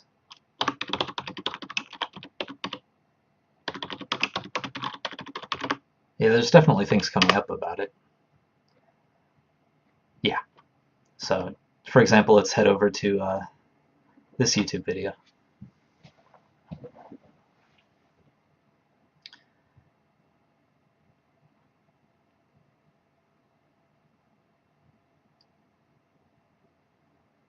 Yeah, at the very least. I don't know if GameMaker actually supports it with an internal function, but you can obviously set up I think you can just lay down sprites in the room and have them at background and then just You might have to create them as an object or something. You might have to create those background layers as objects and then just have them move at different speeds, because you can tell where the camera is and stuff like that. So at least if you're doing things the hard way, there's definitely a way to get parallax scrolling into GameMaker. Whether GameMaker actually has native support to make that simple, that I do not know, because I have not gotten to that. But at the very least, there are at least ways to get it working, whether there's native support or not. Whether you have to do it yourself or not. It looks like you have to do a little bit of it, because you've got a focal point layer, you've got background layers, so yeah, it looks like you do have to do a little bit of it manually. But it doesn't look too bad, actually. There's not a whole lot going on here. So I hope that answered your question. In general with GameMaker, there's at least always a workaround for something, so if it isn't supported by GameMaker itself, there probably is a way to do it. Let's get the object. Let's add my scorpion here. So it's no longer a ghost, it's actually a scorpion. So now I've got my new sprite. It's visible. Probably want to change some of the things so that it doesn't behave exactly like a ghost. Ghost starts out very not angry. Well, scorpion's not going to be angry. That's different from the ghost. It's not going to need to be calm. And all of this stuff needs to be set to the default scorpion for now. If I can spell scorpion. Let's copy and paste that so I don't have to spell it every time.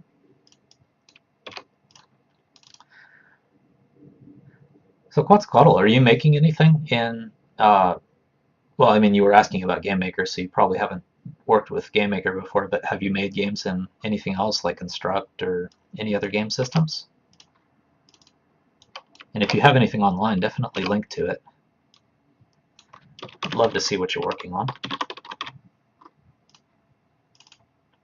And that goes for any of you other guys in the chat too. If you're working on any games, let me know, because I love seeing other people's games.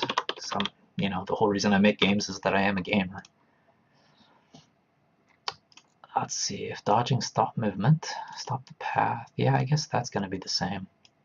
Except the scorpion's not really going to dodge. It's going to kind of behave like a bumper in a way. The scorpion's not going to get angry, so that's all out the window. Let's see, if angry is equal to 1, ghost is angry.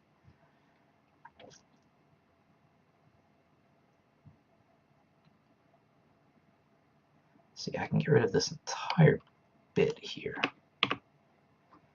Just have to make sure I get rid of this other stuff.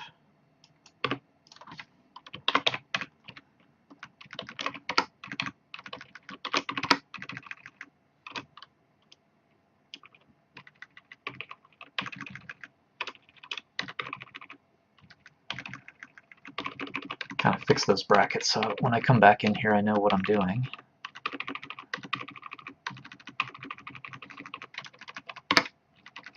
Okay. No path close to the player. All this stuff is the same with every enemy, so I think that'll be fine. EM calm doesn't exist anymore, so I don't have to worry about that. It's going to behave just like other enemies. It's going to have its base speed.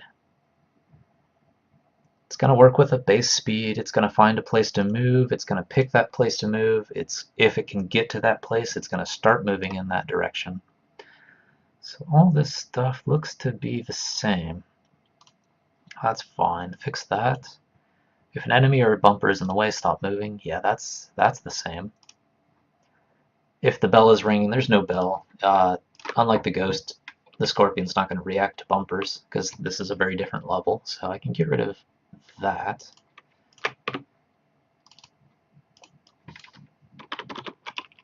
And I'm going to keep this empty to make sure that it doesn't do because I think the begin step for the cowboys, the default enemy, is where it does all the calculation for shooting. So if I don't put something in here, it's going to use that default behavior, so I'm going to have a scorpion firing out bullets and stuff, and that's no good. If angry get hit, Um, hmm. Something I'll have to think about in the future here.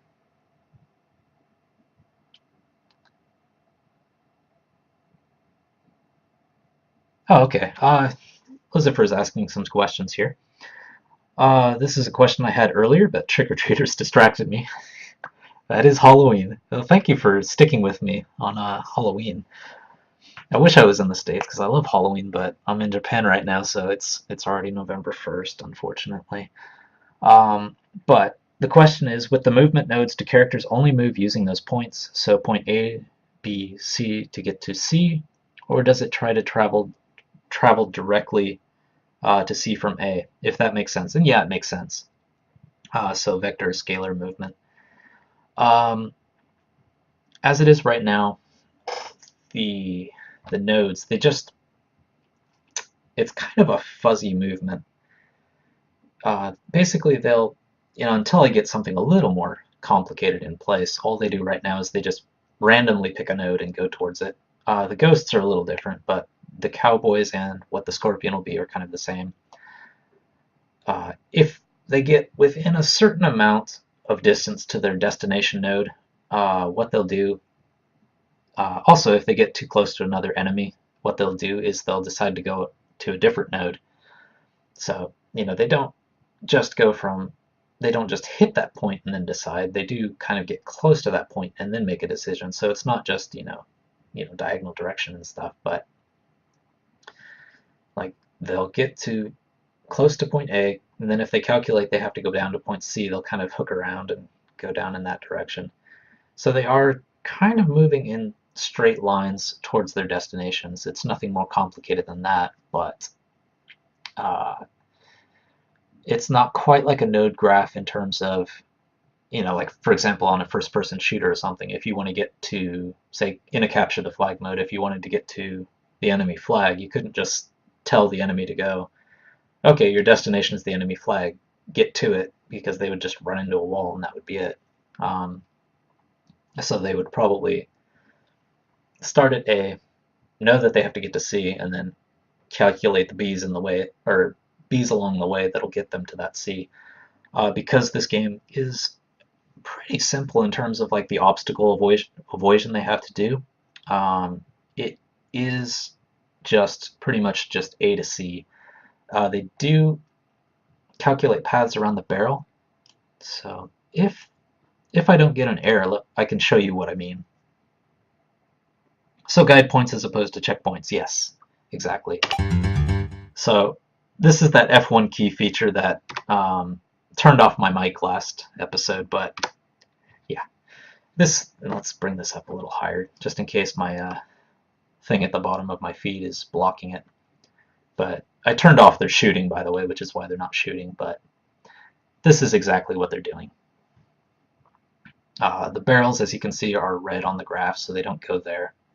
This guy's getting kind of stuck because, I haven't polished it up enough, but basically it's all about picking new destinations and stuff. For example, the ghosts are a little bit different because of this bell thing. Until you hit the bell, the ghosts behave the same way, but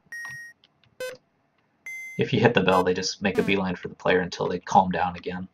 And the bats don't work on paths, they just come down and kind of avoid things along the way.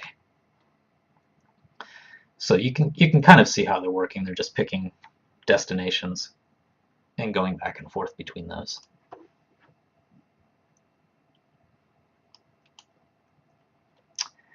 And let's see. Bullet Scorpion, if angry, get hit. Well, I don't need this, but I don't want the Scorpion to just get hit. So what I need to do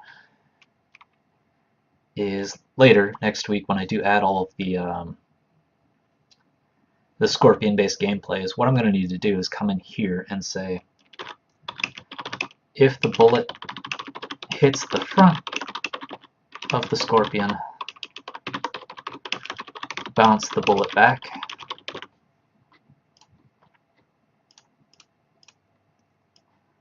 and if the bullet hits the back of the scorpion.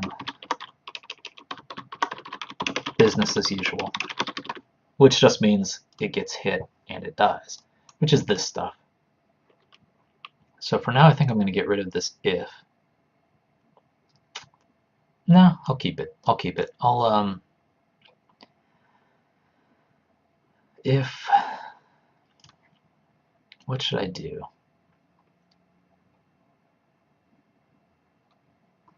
For now, I'm just going to create just a blank variable in here called block and just say true. Well, false, so I can actually kill these things and move on. And that block is just going to be if the scorpion is blocking or something like that. That's not actually going to be the implementation, but just so I can kind of use the same logic. Because angry no longer exists because it's not a ghost. Oops, if this is false. So if it's false, it dies. The player gets points, all that stuff. If it blocks, then bullet passing through is no longer passing through, it's bouncing off. And actually, I guess I could do this. Bumper, bullet, collision. That is handled in here. So, what I could do is if it collides with a scorpion, then I have to do this stuff.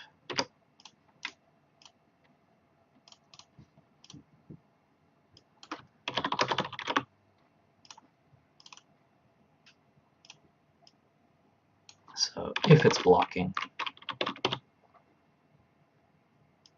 actually if it's not blocking, sorry, if the enemy is not blocking, not blocking,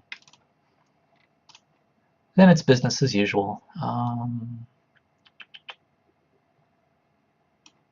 Actually, this is the way to do it, isn't it? Is blocking, sorry.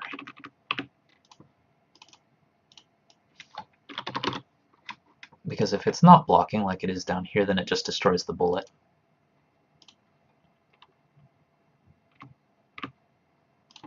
Okay. So if the enemy is blocking, play a sound effect and actually make it behave just like a bumper, basically.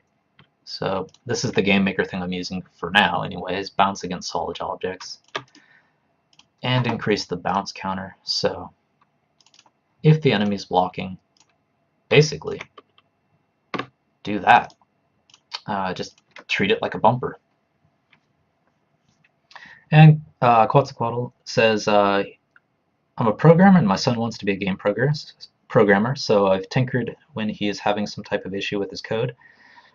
He's using XNA and a little C++ and DirectX. Yeah, go him. Definitely. The good thing about not using, Game Maker and things like this, if you do have like the skills and you can use like XNA, C++, DirectX, and you have the time to do it, the great thing about being able to program your own game is that you have complete control over how things happen. And you understand, game principles and everything else better. So if you did want to go into the game industry, as a programmer, that's definitely the way to go, as opposed to this, which is more kind of game designer oriented. The only reason, I can do programming because, that's what I studied back in college and stuff, and I did do it when I first started out working. Now I'm just a game designer, but did start out doing that stuff, but because I am just kind of making this game on my own, one, and two, the fact that I'm kind of doing this live show kind of makes me want to do, I don't know, a more user-friendly game development environment to make the game. Plus, I just kind of like focusing in on the game, so some of the implementation details and stuff like that, I'd rather just kind of take the hit and go with the GUI interface. But for people starting out, and like I said at the beginning of the show, there are definitely some professional quality games being made in Game Maker, so it is an option. But awesome for your son. Trying to convince him to go to monogame, so Unity and monogame and things like that. Uh, Ridiculously powerful. Unreal Engine, since they've updated to their subscription model and stuff like that, the newest one is awesome. Unity is incredible. So, all these great options for making games exist. I kind of wish I had all this stuff back when I was a kid. I was just kind of forced to tootle around in like Basic and C++ and stuff, and it's not, frankly, not quite as fun as what I'm doing now. So, and Quetzalcoatl says, if Flappy Bird can make money, anyone can write a game. Yeah, definitely. There's definitely no barrier to making a game. I probably not the best talker in the world, which is why I probably make things sound more complicated than they are. But, for example, Game Maker is really, really, really, really easy to use. So if you're interested in making a game, easy to do. Unity as well, especially if you kind of stay away from the physics when you're first starting out, really easy to use. The physics can be kind of tricky, but it's worth, learning physics anyway. So, and Lucifer says, thank you for the explanation on the movement. Yeah, I hope that did explain things. And by the way, Quetzalcoatl, good luck to your son on programming, and you're an awesome dad for helping him make games. Wow. We're actually in an era where fathers can help their sons make games. That is awesome. Let's see. So, if the enemy is blocking, bounce. If not, the bullet disappears. From the Scorpion's perspective, if a bullet hits it, if it's not blocking, it dies. If it's blocking, it does this bullet bounce thing. EM dodge, that's fine. Because EM dodge, all I'm using that for now is to stop the movement, so that should be fine.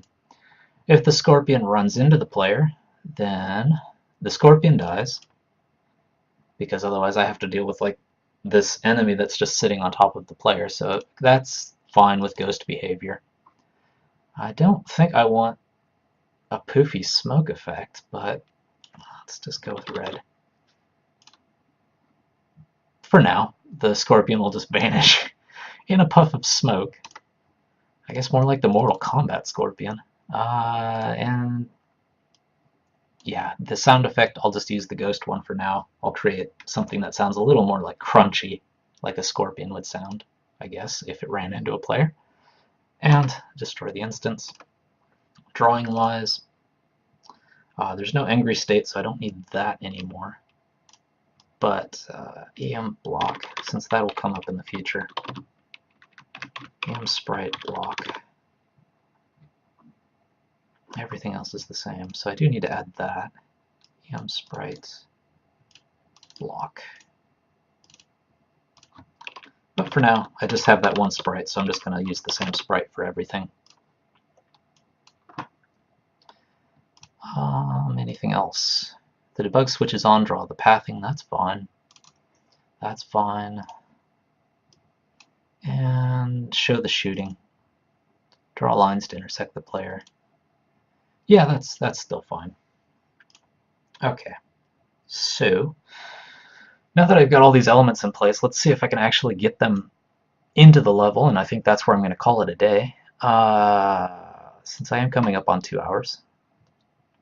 Well, I'm a little over 2 hours, actually. So, we're in the desert. That's fine. So I'm doing all the spawning code in other places, so I need to go to that script. And enemy creates fine, bat spawn, ghosts. There's no ghost spawn. So I keep, the list of enemies that appear in a level in something called enemy spawn array. And right now the desert level is 3. So I want to change all of these to scorpions.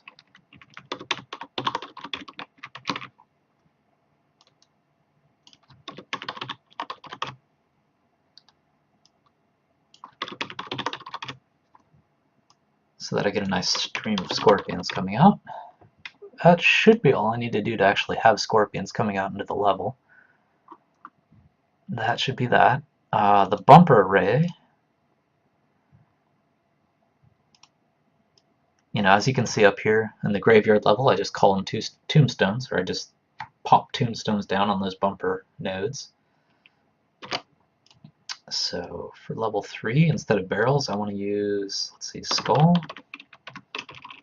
cactus, and I can worry about position and stuff later.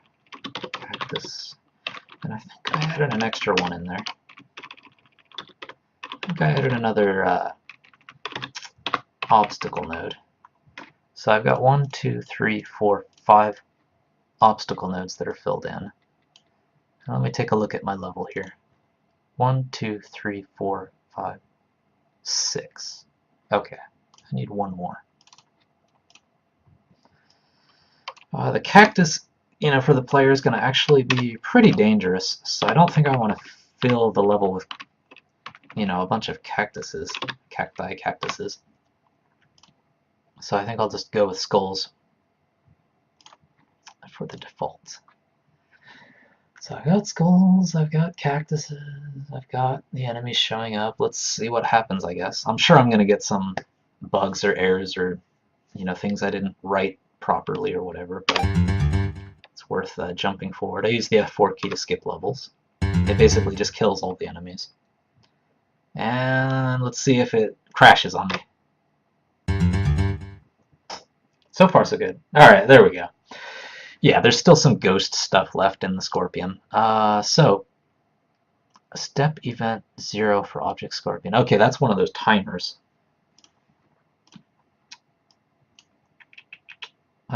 Let's see, Scorpion. Step event. Node 0. Just make sure it's not in here. Ah, yes, there it is. There's one of those EM columns hidden in here. Block. So if it's not blocking, it can move. But let's keep it at that. Make sure there's no other ones hiding down in there. Hopefully that's all I needed to get the scorpions popping up. I'm glad at least, I got into the stage with objects in there.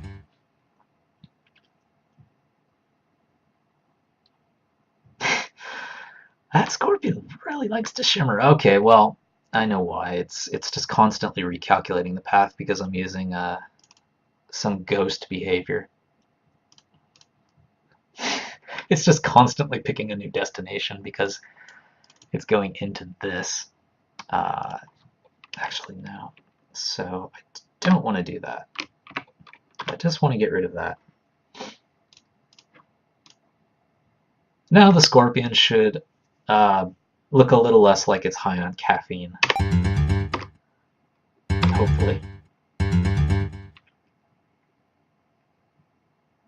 There we go. Okay. And I think the default behavior I set for it is that it is blocking. Or not blocking, I mean. So you can just kill them.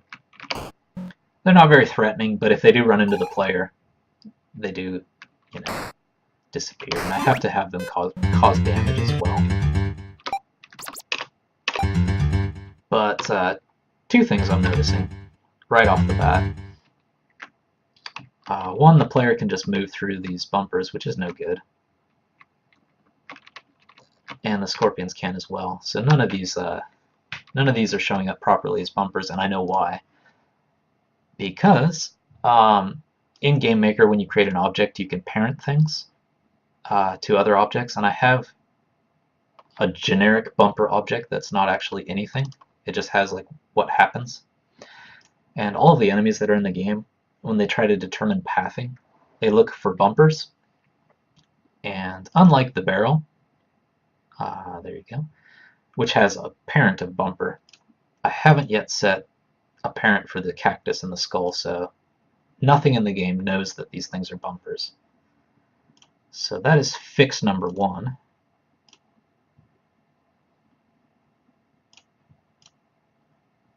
Let's just make sure that works. And Luciferus mentions there's some interesting line stuff here. Yeah, it was going crazy. And Did a bullet go through the skull? Yes, a bullet went through the skull, and that's why. The game didn't know they were bumpers. Like, these things are all bumpers, so the bullet knows what to do with them. Now, oops, I guess I need to make these solid too. Yeah, I need to make these solid. No, those ones are stolen. Let's do that. Let's do that first.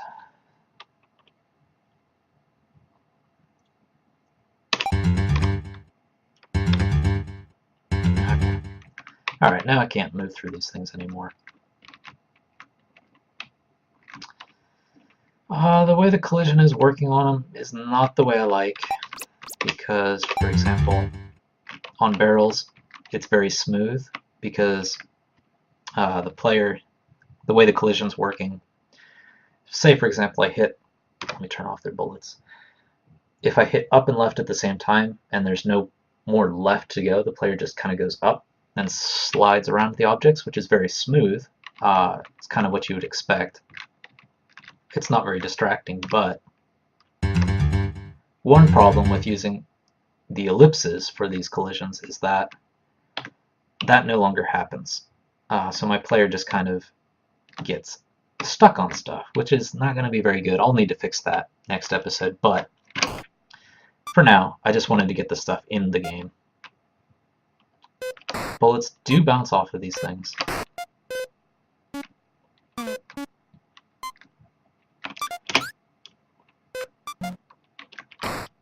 And I can kill scorpions. The only thing I still have to fix is the fact that if a scorpion runs into the player doesn't actually take any damage.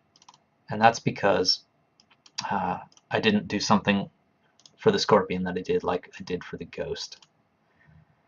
So if the player runs into a scorpion, then all of this is true. And let's see, Lucifer says, even more interesting collision. So there they're colliding but not reflecting. Yeah. And on the skeleton before, I guess, playing noise but not reflecting. Yeah, because it was just passing through it, because I didn't make it a solid object yet, so I think it was just, there was nothing actually stopping the bullet from going through them. So it was constantly triggering that collision, like this thing. Let's see. Yeah, it was constantly triggering these two things as it passed through the skull, which is why it was really weird. Let's just make sure the scorpions do kill the player, because otherwise they're not very threatening scorpions. So my lives are in the upper left there. I guess upper left there. There we go. And theoretically, if 3 scorpions hit me, I die and get game over. So that's the very basic start of the desert level. In terms of tasks, you know, all I had here was to actually make the sprites, so I did actually get a little bit ahead of where I wanted to be for this episode. To review, you know, with your guys' help, thank you very much, by the way. All of you guys were awesome. I did get a scorpion. Kind of looks like a scorpion. Got a cactus. Those arms are nice and unbalanced. And looks great. The desert level, you know, I got the rough desert level. It doesn't look great, but it's actually intentionally rough because I don't want to spend a lot of time on resources if I have to fix something later. And I did get a set of bones, again, thanks to you guys in the Twitch chat. Was able to get some bones in there, so there's a good variety of bumpers in this level, so that'll make it different from the other levels, having to worry about whether the bullet's going to hit a cactus or whether it's going to hit a set of bones. And then next week we'll get to what happens when it hits a scorpion, because things are going to get tricky. Right now you can just kill scorpions, so enjoy it while it lasts. So that is episode 18. Let me move it over here, and let me set up episode 19.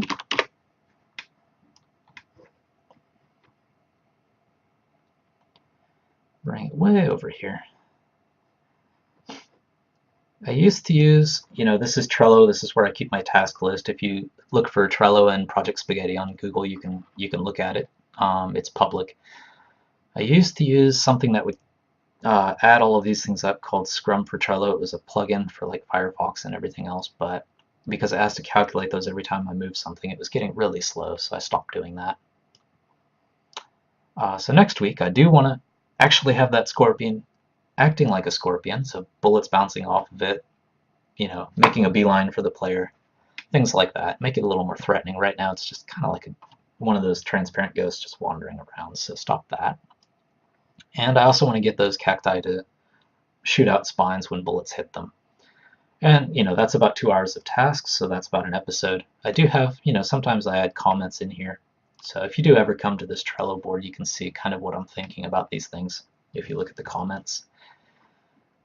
And I think, let's see, that will do it. Let me pull off the desktop. So, thank you guys. All of you guys in the chat were awesome.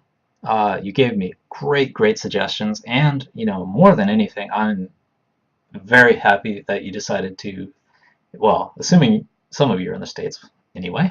One of you is handing out candy, so obviously one of you is in the States, but it's Halloween night, and I'm glad you stopped by because Halloween's my favorite holiday, and I'm kind of bummed out because there wasn't much Halloween stuff going on where I live because it's Japan and they don't really celebrate it here. But even just hearing that you were handing out candy kind of made my day. Felt like Halloween. And thank you guys for spending the night with me, or day, depending on where you live. I do this every Saturday morning in Japan from 8 to 10 my time, which translates to roughly 4 p.m. to 6 p.m. Pacific, 4 p.m. to 6 Pacific, 5 to 7 Mountain, 6 to 8 Central, 7 to 9 Eastern, although Daylight Savings Time might have changed things by an hour, or it might have already, if it's already passed over, fallen back. If you're in the UK, I do this depending on when your summertime starts or ends. Do it from midnight to 2 a.m. on that Friday to Saturday night, that kind of middle there. If you're in Japan here with me, obviously it's just Saturday from 8 to 10. If you're in Australia, depending on where you live, it starts anywhere from 9 to 11. And if you're in New Zealand, I think it starts at noon. But I do this for 2 hours every week. I come on Twitch, TV, Blue Tengu, and try to show everything that goes into making this game, which for now is Project Spaghetti, from concept to completion. If you're interested in what we're doing, we're over at www.bluetengu.com. You can also follow us on Twitter. That's the best way to probably know what we're up to, when we're starting Twitch feeds and everything else. So you can follow us at btengu. It's in that information over there, over in the corner, kind of at the bottom of the screen, as well as at the bottom of Twitch. And all of these videos are archived over at youtube.com Blue Tengu Studio. So if you're interested in, kind of how the game got started or what I've been up to before this, or you're interested in the future and you can't catch the Twitch show, that's definitely where you can go. And Quetzalcoatl mentions that summertime will be changing this week on Sunday. So I'm going to have to look into that and make sure I get the times right, because I don't want anyone showing up when I'm not here or whatever, but you can always look on the Twitch feed. Thank you guys for watching, and I will, stick around in the chat a little bit, but I will finish off the episode now. So I will see you next time.